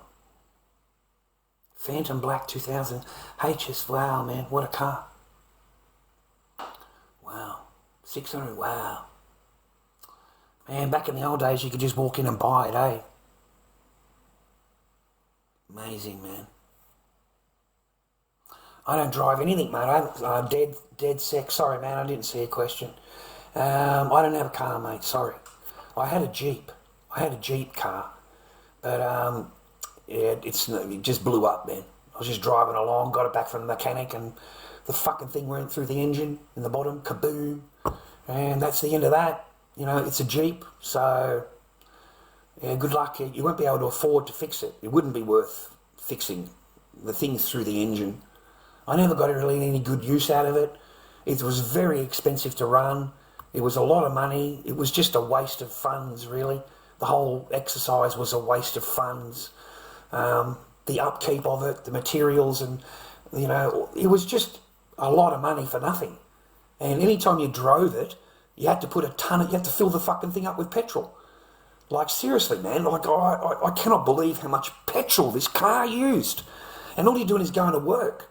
So here in Dandenong, a local, $10. It cost you $10 in petrol to get there. By the time I got there, it's on empty. It just sucked down $10 in petrol. So I'm desperate on the way home to get to the petrol station here, on the way home, which is open past 12, to get home, because it's below the needle now. So no, mate, it was a horrible thing to drive, to pay for, and I wanted to get rid of it, and didn't have the opportunity. It fucking blew up on me. Wow, Maserati. Wow. Wow. Never even sat in a car like that, man. Mustang GT, fucking hell, eh? That's something, man. Wow. Well done, man. Sounds like a great day. I've never even sat in those kind of vehicles, man. I haven't had a car in ages, ever since the Jeep. I can't save any money, man. I haven't had any huge employment or whatever you want to call it. I just survive, man. I just live. I'm happy to live in peace. I live in thing. I don't have any money to buy a car, so I don't even think about it. And nowadays, the little car that I want, like I just want a little car, you know, a little Lancer or something like that. Mate, they want $5,000 for a fucking Lancer. 5 G's, mate, for a fucking Lancer. They were $2,000 when I was young. $2,000. $1,500, 6 months rego, all that kind of thing. Now everybody wants a little car. Every man and his dog wants a little car to save money on the petrol. So that's why they're worth more now. They've gone up in value now because everybody wants one. A little car, yeah, that's it, a little car. You know, Focus is a little car too, I think. I've been trying to look at them in the car park and remembering their name and looking them up on Marketplace and trying to find, but I haven't got any paper. There's no good me looking if you haven't got any frickin' paper. So that's what I need, a nice little cheap car. The Australian parts, they're easy for me to replace. That's no big problem for the mechanic. You know, he doesn't have to import parts. They don't cost a fortune. And the thing runs forever. It's only a little car. So that's what I want, you know. That's what I want. You know, I want to be able to go and visit my kid, mate. And it doesn't take 2.5 hours by bus to get there, you know.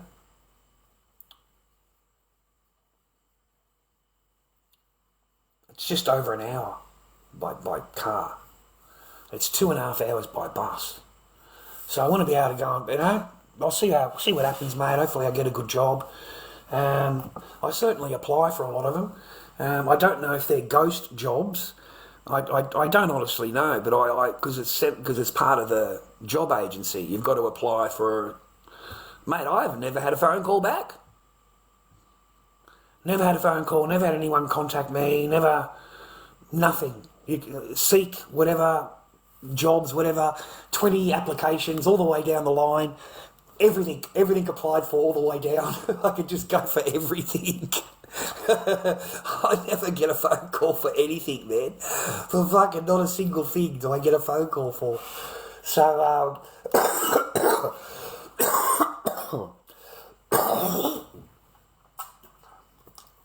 and then I haven't got a car. So there's no good job starting at 6 a.m. Sorry, I'm going to let you down. There's just no chance. I'll do it for a few days and then my body will wear out and there's just no way I'm getting up at 4 a.m. every day. There's just not. I look up the factory or whatever, it's 2 hours away on bus. It's fucking 20 minutes away by car. But I've got to go all the way around in order to get to there.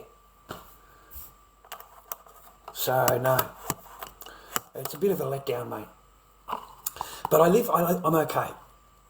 I'm okay. I get me Seno, I do me two days, I get me Seno. The house is paid, like the rent's paid. I pay my rent, and I pay my electricity, my gas and my water. And if I can afford it, I try and pay the internet. But sometimes the internet has to wait. And sometimes I'm without internet. I have to maybe wait until the next payment to pay the internet. You know, there's no choice in the matter. But I live within my means. I live within what I'm able to do and not do. And I don't worry about what I don't have. I only worry about what I do have. If that makes sense. Whereas a lot of people worry about what they don't have. Yeah? They're too busy trying to acquire what they don't have.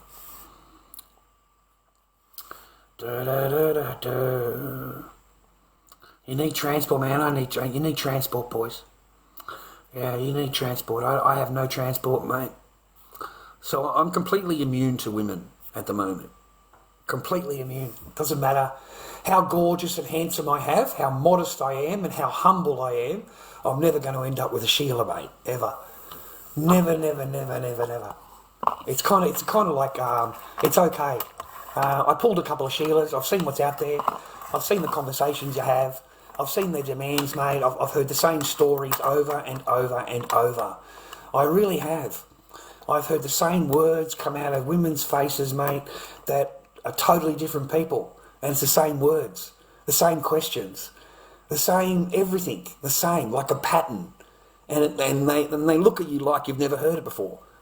Like you don't know you don't know the game being run. You don't know the questions being played. You don't understand. You're answering them innocently, and there's no more of that. That finished years and years and years ago. Listen, man, this is it. Okay, this is it. When they first meet you, they have no interest in you. Their question to you is, where do you live? These questions could be in any order, okay, in any order. And they could be over a 20-minute conversation. They're not asked one after the other, okay? They're asked during conversations. And then at the end of it, if you're smart, you add it up and you go, she's nailed everything, right? The first thing is, where do you live? That'll be the first thing, is where you live. So depending on what suburb you live, they've already got a mental judgment of where you live, yeah? What that's worth, if it's a cheap suburb, rah. What job do you have? It's the second one. And the third one is, what car do you drive? That'll be the third question you get asked. What car do you drive? And those three questions alone are enough to put you into a mental calculator in that head. And they mental calculate it, okay? What's he worth? What could he... I'm not wrong. I'm not wrong. You'll all get asked the same questions. You will all get asked the same questions. Did you want to get remarried, or did you want to get married? That's another one. Or did you want children? That's another big one. They ask you, do you want children? Like, you've only known the person a certain amount of time, and they're already asking you these key clue questions. Okay? Because they're mental calculator. And the only reason I told you about the past is so that you realise it doesn't matter how good you are, or how nice you are, or how nice your place is, or how good you are to them. I bought these women clothing, and I took them shopping. I did everything, man. I spent a lot of money on my girlfriends. Louis Vuitton fucking jackets, even their undergarments I bought. Everything. You got no idea. Stockings, shoes. You cannot keep them happy. You can't. I turned around and there's my girl being chatted up by a farmer down the back of the store. When I gave her the opportunity to go for a walk with a total stranger, she fucking did it. She did it. It's not through me. You did it. You came with me. We stayed in a hotel last night. We ate went to the restaurant, and we had no argument or whatever. Why would you go and get chatted up by a bloke down the bottom of the tent? You didn't do it here in front of me. You did it behind my back all the way down the bottom of the tent, about 10 feet away, and behind the clothes rack. Very disheartening, mate. Very disheartening. Yeah. The other property, mate, we had a huge house. Huge. Filled with all antiques. I would go to the antique auctions, or deceased estate auctions. You can find them in the newspapers. Deceased estate auctions. Depending what area it is, you can pick up some really, really amazing stuff from people that have died and they're selling off the whole property, rah. So, yeah, I did very well out of that. I ended up with a lot of antiques and I just trade, buy and sell the antique. I could take that cabinet straight down to the shop and he would pay me straight away. I had it all, and if anything was sitting around, I'd take it to Abby's Auctions in Box Hill and sell it through Abby's Auction, sell the cabinet, whatever, because I bought it legally at the deceased estate. So, that's the business that I ran for a little while. So there was no reason why, it was just insane. You thought you could get on TV, like we'd watch this 20-second ad on TV, and there he is right there. Oh, that's great, love. Look at that. That's amazing. That's the guy that's on the stage with you. Okay, the guy that I'm learning lines with her, rah. That's the guy on the stage that she's doing the play with. And now he's doing a 20-second ad on TV. Well, suddenly he's a movie star. Suddenly my girl's got these blinkers on for this fucking guy that's on TV. Forget about the house that we have. Forget about the life that we have. Forget all of that. It's time to get dressed and go and meet him for a coffee. You know what I mean? Fuck. For Chico.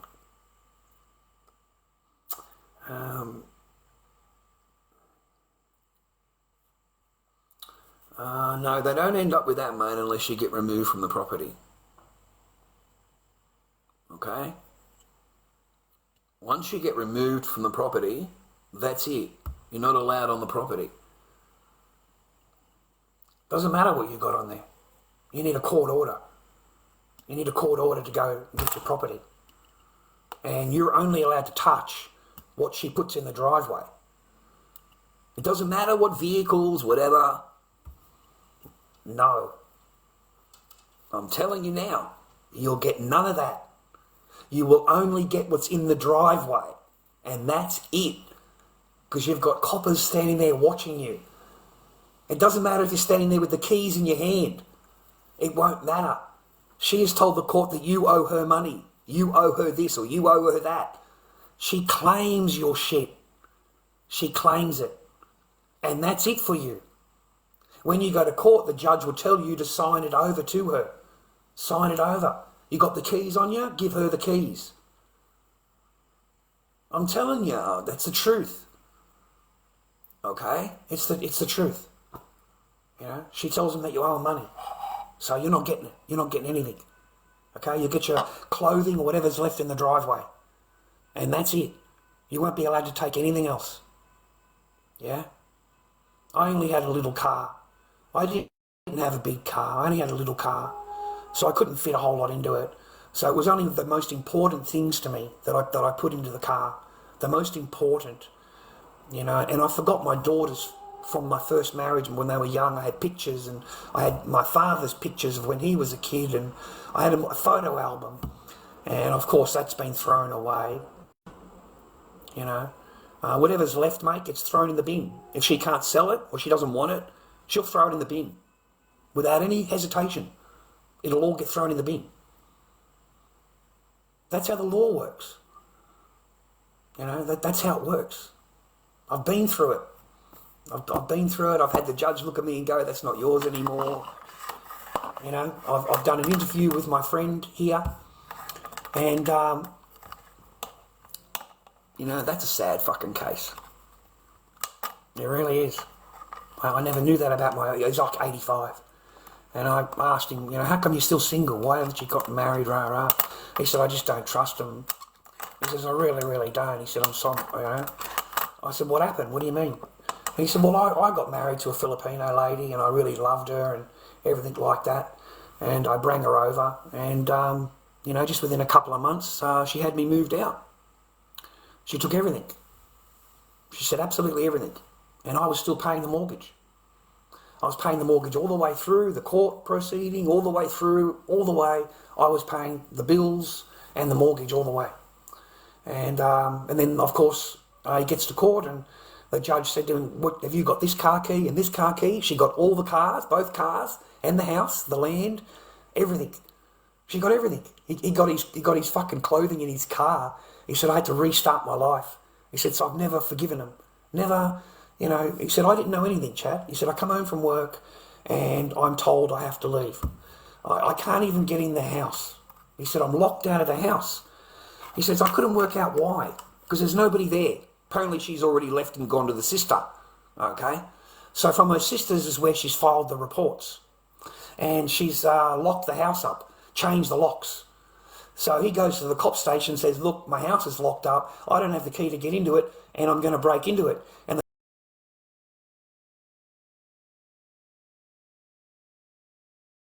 or premises. We need to find out why they changed it, who changed it. We need to find out why. So he wasn't allowed on the property.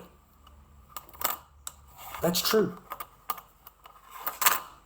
You know, but karma bites hard, boys. Karma. You know, that person was in went to buy a lottery ticket, you know, 3 or 4 months later at some shopping centre. He told me the name. And he said that she had a heart attack in the line and she died 3 months later. So, you know, everything that I worked for went to the auntie. And the auntie ended up with everything and just sold it all. Just sold everything. He said, so I worked all those years and walked out with nothing and the auntie got my property. He said, I just couldn't believe it. He says, I really couldn't. Stress. It's all the stress that you have to go through all the planning and all that kind of thing, changes the blood work, mate. So they have a heart attack, mate. So I might wriggle my way around it if it's hidden in a different area and not spoken about.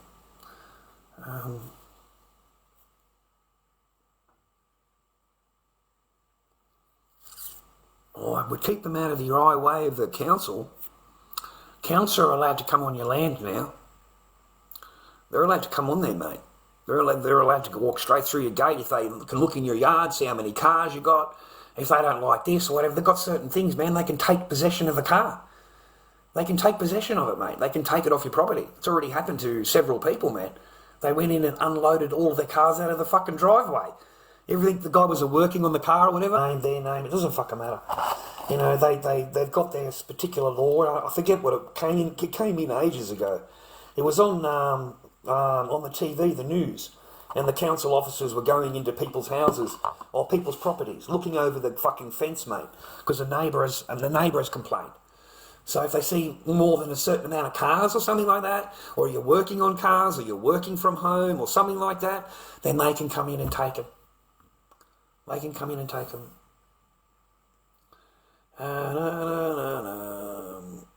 Well, that's a terrible thing to be addicted to, mate. Both of those things will get you into a lot of trouble, and they'll cost you everything you own. Both of those things, mate. Especially gambling. You can never win, mate, with gambling. You know what I mean? Like, you're always going to be the loser, mate, eventually. Eventually. That's how these people become big. The amount of billions that they have earned, mate, just through supplying the machine.